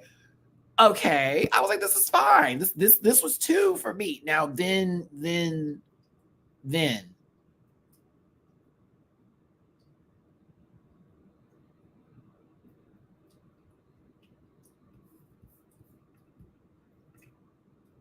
Orion never ending story. Thank you, Crash, for the super chat.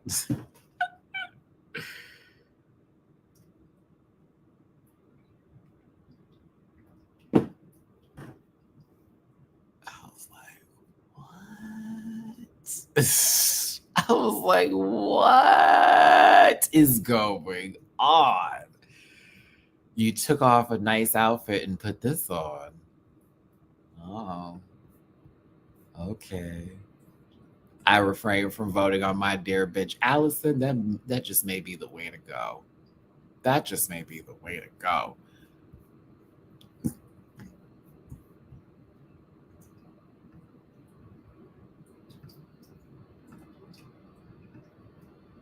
And then she revealed another outfit.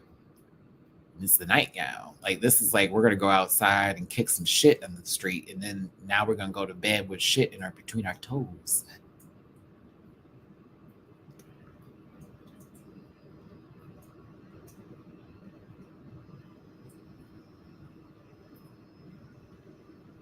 Her being the closer was shade.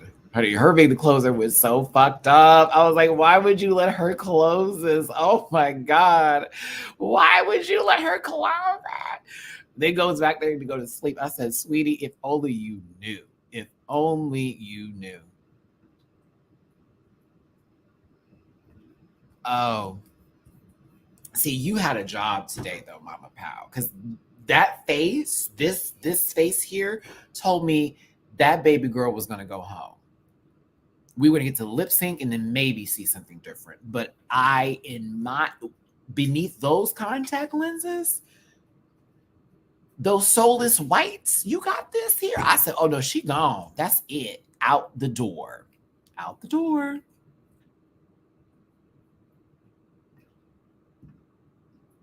I didn't know I zoomed in that far. Yeah, I zoomed in pretty far. I swear I'm going to see her in long legs sitting behind a veil in someone's house giving some random doll when low-key it's the devil. Like these contact lenses creep me the fuck out, bitch. Because remember when Aiden Zane put these on and she was like trying to figure out where North and South were at the same time? And then when Kennedy Davenport removed her outfit and that shift in whatever fabric took place, turn her to the right, and so then she could cross the street at the same time. See, her eyes are centered, but they still look crazy. If you've seen the movie Longlegs, you know what scene I'm talking about, bitch. We're sitting in that room looking at what is that behind the veil? Assalamu alaikum, salaikum salam. What the fuck is that? Oh no. That's not a burqa, bitch. It's not. It's a sheet, and she's about to fuck it up. Okay, but listen.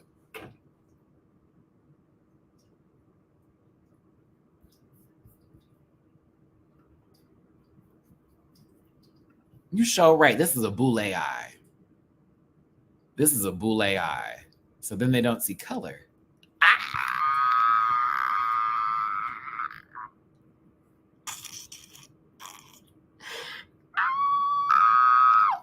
Math. Oh my gosh. Okay. Oh.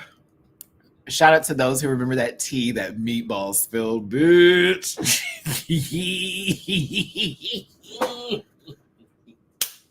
They're not doing it like me. I'm sorry. Whatever the girls tell you, they're not doing it like me. I'm sorry. I'm a little chilly.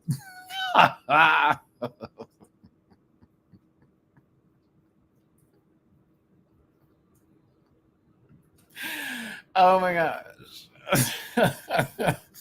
Should I quote it now? Should I quote it? No, I'm not going to quote it. Okay.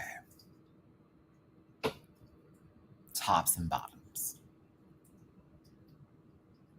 John being the bottom was a gag for me. Angel being the bottom was like, okay.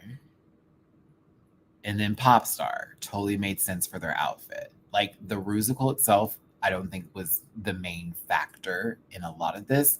I feel like for this week's like episode in particular, they were basing it more off of the runway. Who would I have put in the bottom?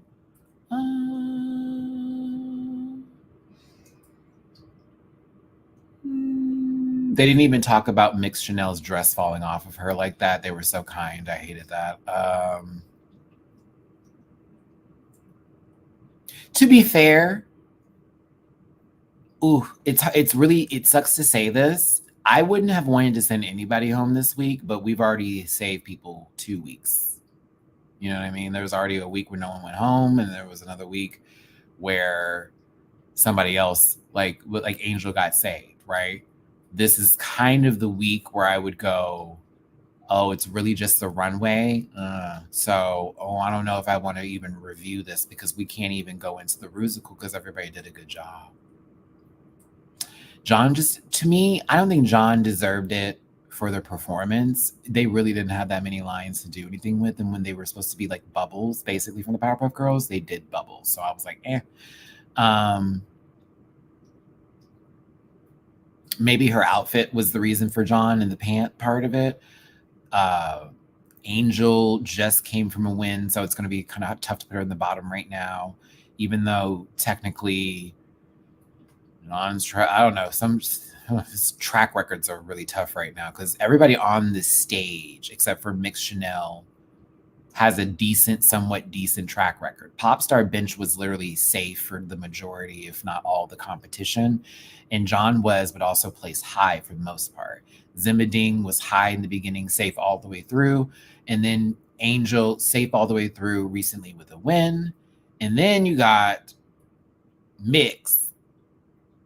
Mix has a win, but Mix also had to lip sync. Mix was also in the bottom 3 as well. It's a little tough when it comes to like track record wise.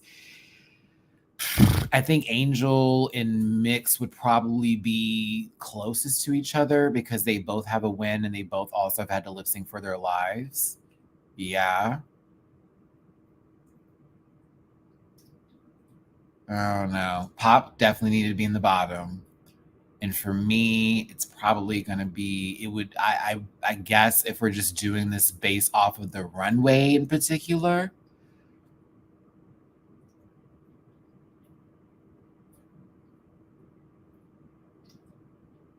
I still like John's. Yeah, you know what? It does kind of suck that Popstar actually did really good in the Rusical. Now let's discuss that real quick. That has to be one of the I feel so bad for her because it's like you did so good this week. However, your runway, that really sucks. Like you got honest to God, great critiques on your whole. I thought she did good as Mayor Joy personally, but then the runway, and it's like she can't help that. So I absolutely would have sent home Popstar this week, even though she was good in the Rusical. She high key has no storyline to work with. To be honest, Maddie, you're not lying. And I don't hate this for you. I actually will high key agree with you. There has not been a storyline for her. She has been very confessional heavy though, in like helping stories progress forward by also giving her take on it and it being interesting. And she's been a great trans representation on the show. And a lot of girls clearly look up to her because you can even hear it backstage in the Untucks. Totally receive that. But you are correct. Every time Mama pump that runway, it's a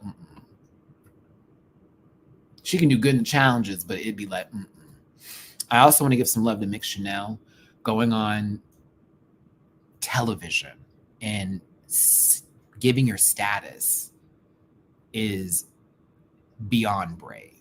This community, not only with the world itself having a stigma towards HIV, but our own community, the LGBTQIA plus community, we still carry that stigma in our own world, even though it doesn't make sense to me because of the fact that they literally try to make it a gay thing and they found out it's not a gay thing. But then y'all want to be so fucking heteronormative and stuff that you just can't recognize and realize where you can honestly be a big old cis and then at the same time also have certain viewpoints that you just want to hold on to.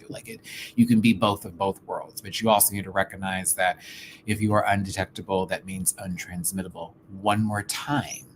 Undetectable means untransmittable. That means that you cannot become positive by somebody who is undetectable.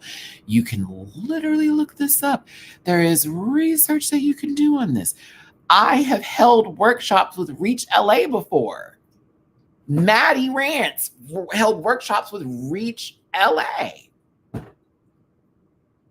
Reach LA.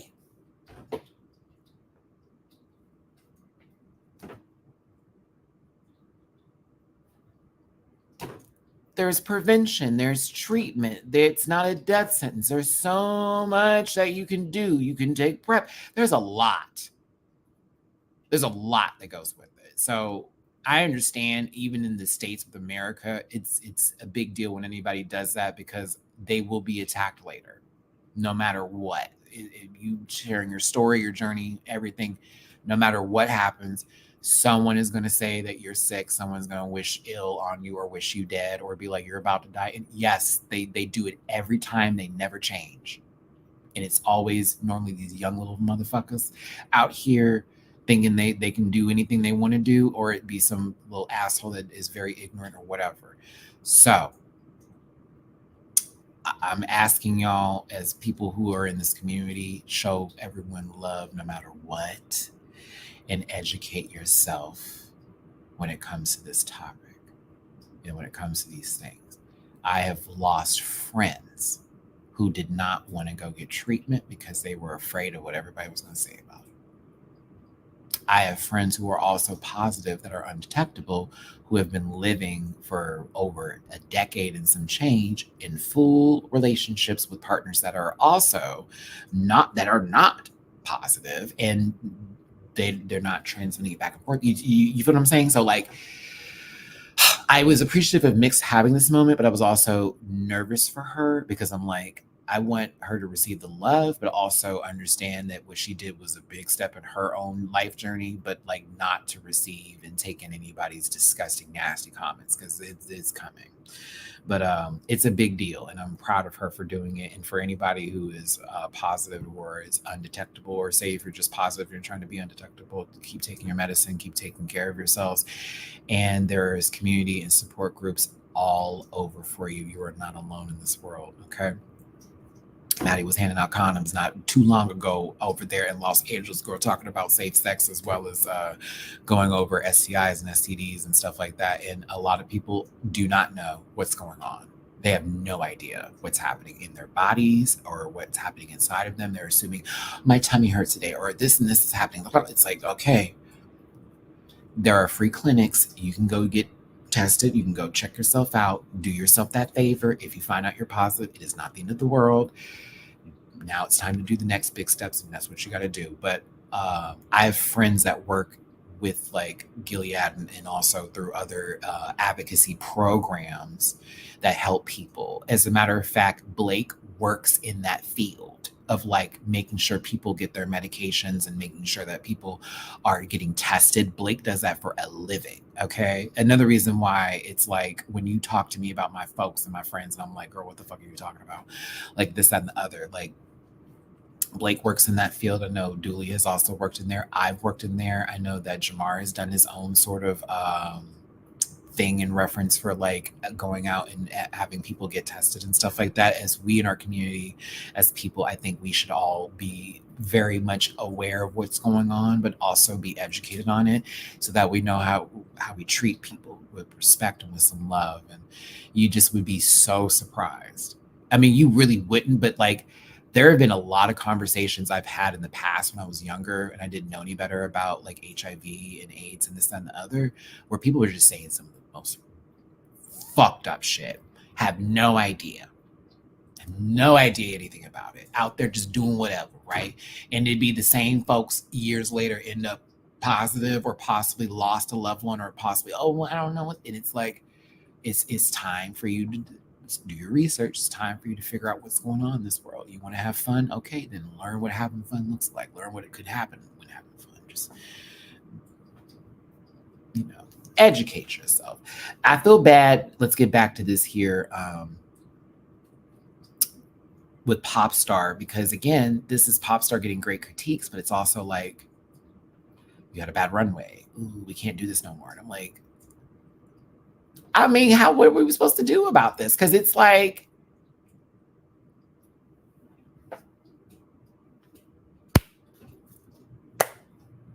it's like, she can't do nothing. She had to work with the designers. They gave her this, and then we're left with that.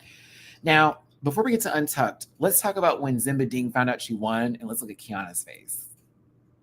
I'm sorry, I like to be messy. Look at the face. Look at the face. Like, look at these faces. Remember how Jay Quinn was?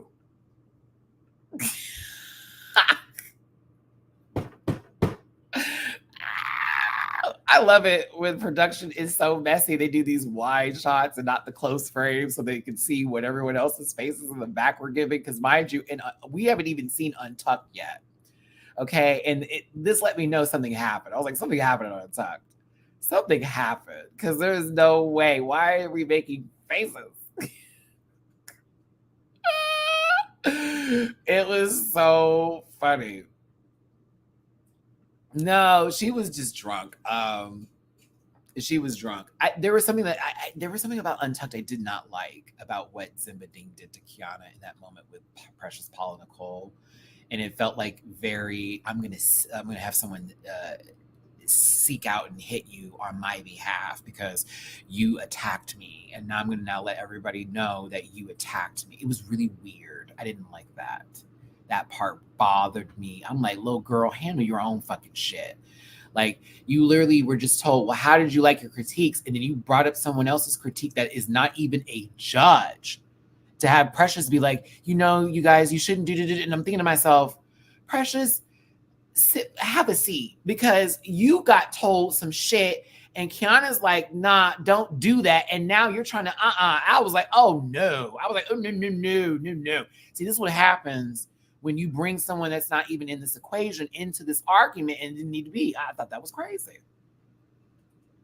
But yeah, they focus on Miss Mama a lot at this point. I was like, oh, I'm talking about to be lit because we getting all this here today. John won the lip sync.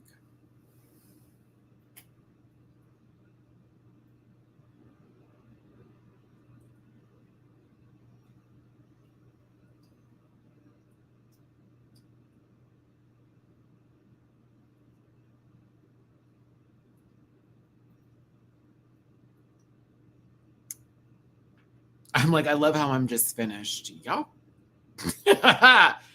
John won the lip sync.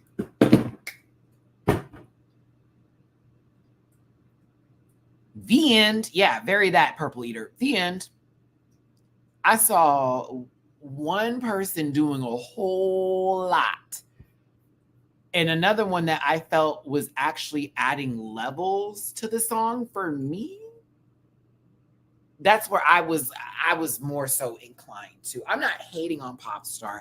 I thought Popstar did more than I thought was necessary, in my opinion. Whereas John, I thought, was doing an emotional take on the song, which it felt like it was for me. Where I felt Popstar was doing a show at the bar, and it was a ballad number.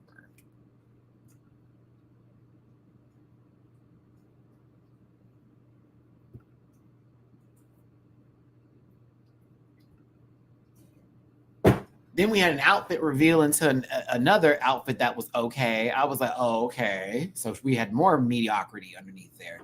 Then we had the streamers, and I was just like, that was my only issue. I didn't care for that. And then she got tied up in all the streamers, and Mama had a tough time like walking and shit. I was like, I don't know. To me, it gave a little slop.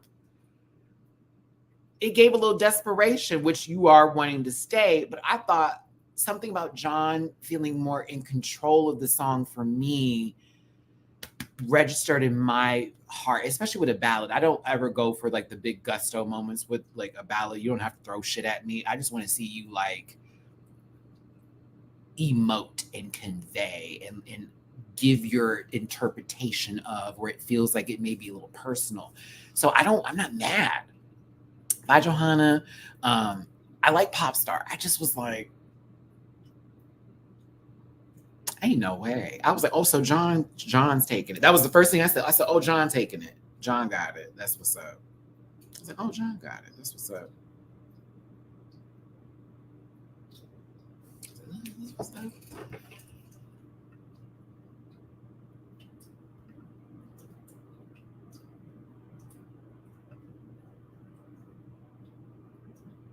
So it's like, where do you take this in? I wouldn't say Latrice versus Kenya now, because as much as Popstar was doing some moves that really, I'm not gonna lie, it took me out of it. I was like, okay, what's going on, girl? I was like, wait a minute, what are you doing? That was me. What are you doing? I was like, what is that? It was more so I just kept looking at John. I was like, oh, John just looks so in this right now. And to me, it resonated a little bit more is all. That's all. It but it still was a good lip sync. I thought it was a beautiful number. I thought they both did a good job. I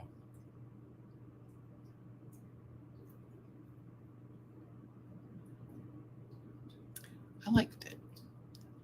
And I was like, oh, Pop's gone. But when they said Pop star Ben Shantae, you stay, I mean, gagged. And I don't mean to be rude, Pop. Bitch, I was gagged. I was gagged. I was gagged. I could not believe what I heard. I was like, you lying. Like not even bullshit, y'all. I was like, oh, you lying. Ain't no way. Ain't no fucking way. I was Mia. Please tell me, for those of you who watched my reaction, you saw my mouth drop. And I just sat there like,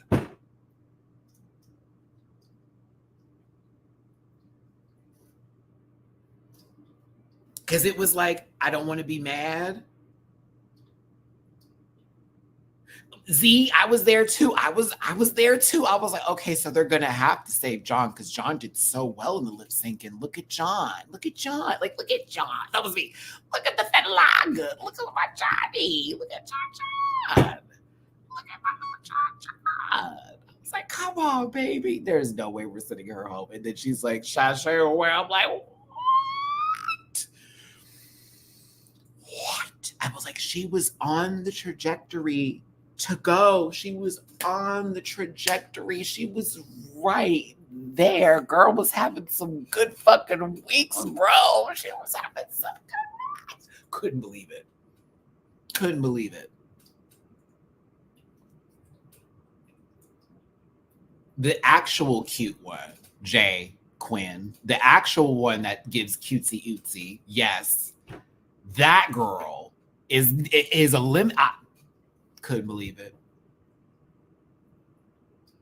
Couldn't believe it. I was like, yo, this is too much for me. This is too much. I was getting emotional, bitch. I was hot. I was like, ain't no fucking way.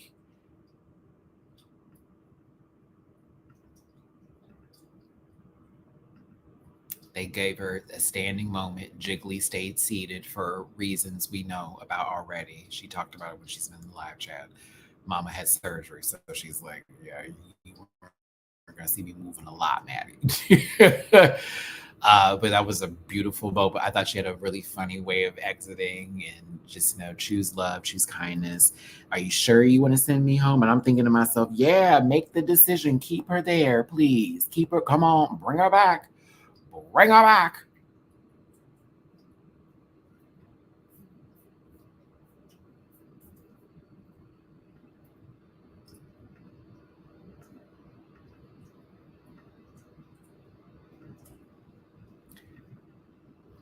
John is the first queen on this show from this cast that came to my live reviews and was in the live chat a few times.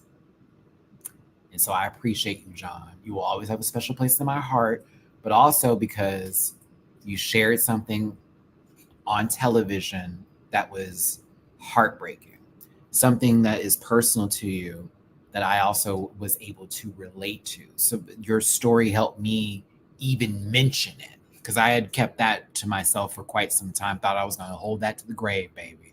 For real, for real. Only my dad and my couple of brothers and sisters and some of my actual close friends in Houston know my story. But like, you pulled that out of me, baby. And that is a huge win, in my opinion. You are very, very likable, very cute, very demure, very that. Yeah, I think some of y'all weren't here for that video. Some of you may be new here. When John discussed what happened to them with that situation, I can't say the word because YouTube was weird about it. I've unfortunately had that happen on multiple occasions in my life. One when I was 16, the other two times when I was an adult. First time overpowered, too small. Second time, I basically was coerced into some bullshit, and no did not mean no to them. And the third time I was drugged. So it was a lot to hear John's story and the way it went down. And then for me to find pieces in that story that I could relate to, that I have already dealt with and dealing with and currently working out with my own therapy. Okay. This is why I refuse to take whatever bullshit that happened to me to whoever I go to next. Because I have to be stronger. I gotta be. So like something about John, man, I love some John. I do. And then it was something that somebody said, I love you, John, but you already have money. And I was like, what? I think that was Popstar saying that right before the lip sync. It's like, I love you, John, but you already have money. I was like, oh, wait a minute, bitch. I'm so sorry, baby. We're surviving together. Michaela, anybody that's ever dealt with a situation like that, you have my full empathy. I do. That's the thing I'm not going to make fun of. Ever. And men and women can be affected by it. It is not a one-way street. It's not. And it happens in different kinds of ways. I've learned that through therapy. There are people who are very manipulative that live on this earth. Please be careful. They'll do everything they can to take your joy and take your light. And John is one of those people who has a light inside of them that I don't think can ever be dimmed. I love you, John, and I wish you the best. And if we ever get to meet, I'm giving you a big hug, baby. But like, you got a fan for life out of me. I appreciate your journey. I appreciate your story. I appreciate your time on the show. You were a good key. See, this is what it sounds like when I miss the girls that leave. Yeah. It didn't happen last week. Hold on a second, y'all.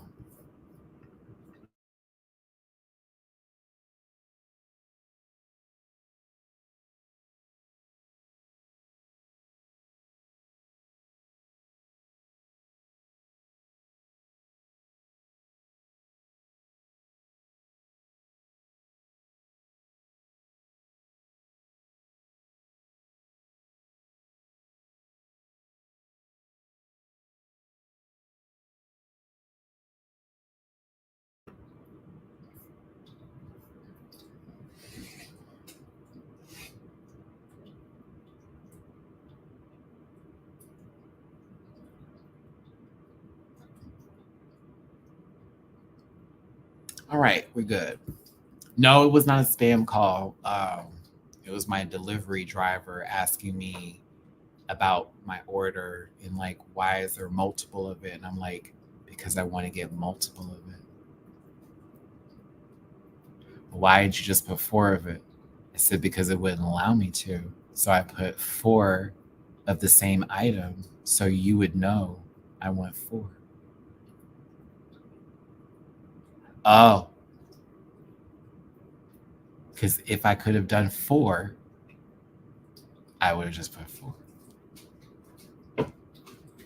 And I love it when they call because they be like, oh, that does make sense. I'm like, ain't it? Like, ain't it? Don't it make all that? Like, don't it?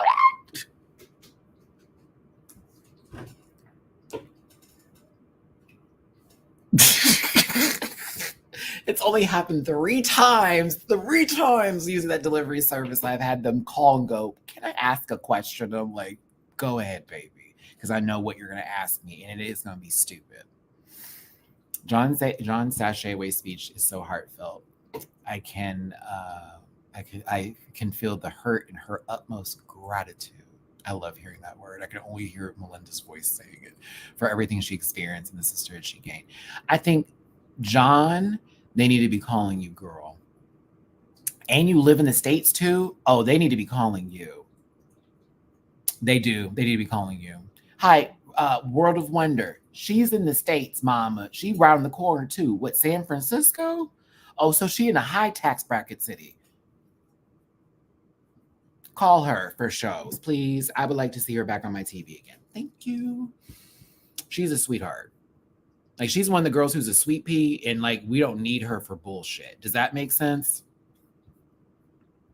John said that she also applied for U.S. Drag Race, but Drag Race Philippines called her. Now, what if they had cast her on a U.S. season? Imagine. John's elimination felt like Mirage, but more hurtful because she was doing so well. Oh, that really did suck that day. I hated that. I love Mirage. That really sucked that day. If she only knew the words. Ooh. Okay, I got to wrap this up.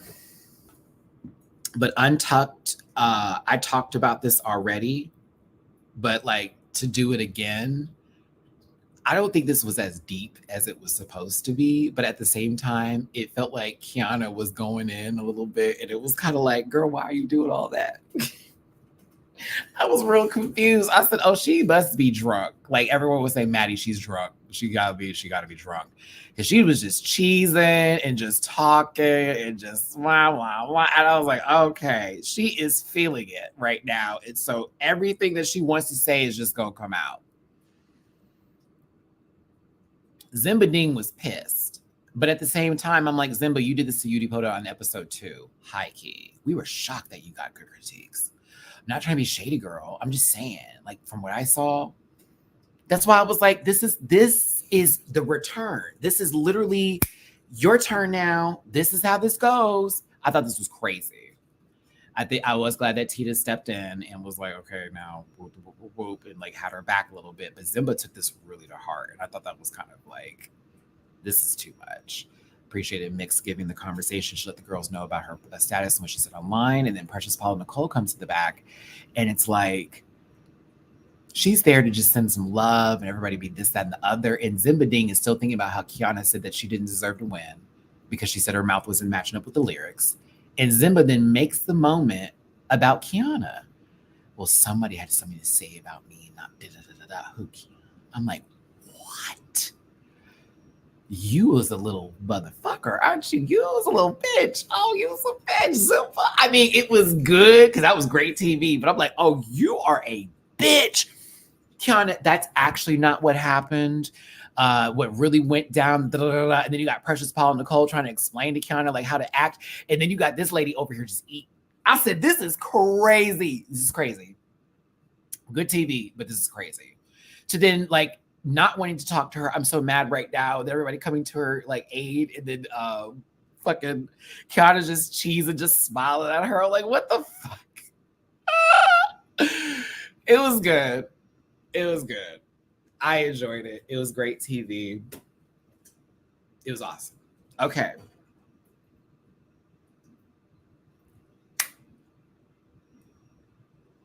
I hate this elimination, but it's still the greatest season on right now. And I dare say by the end of the year, I might say that this is the best season of Drag Race we've had this entire 2024 so far. I gotta go.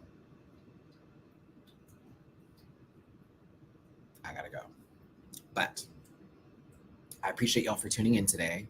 I will be back Saturday for Global All-Stars. I'll be back Saturday for Global All-Stars. Oh, there's that. No, we'll be back for Global All-Stars on Saturday. Leave a tippy poo in my jar if you feel like it. Drop something on the Amazon wish list for my birthday. I appreciate y'all for the live chat and the commentary. Carlotta, I'm only watching for Queen. Like I'm only watching for Queen. I'm only watching for my friend, like dead ass. And for me to see some of the other international girls get some shine. Like it hasn't been a nice season, but this has been great. Get in the comment section after this and tell me how you feel about this episode. I appreciate y'all so very much for tuning in today. Drag Race Philippines with another one, y'all. They do not miss. They have not missed. Shout out to production. Shout out to the judges. Shout out to everybody on the show. It's been giving. It's giving. I'll see you for the next one. Listen.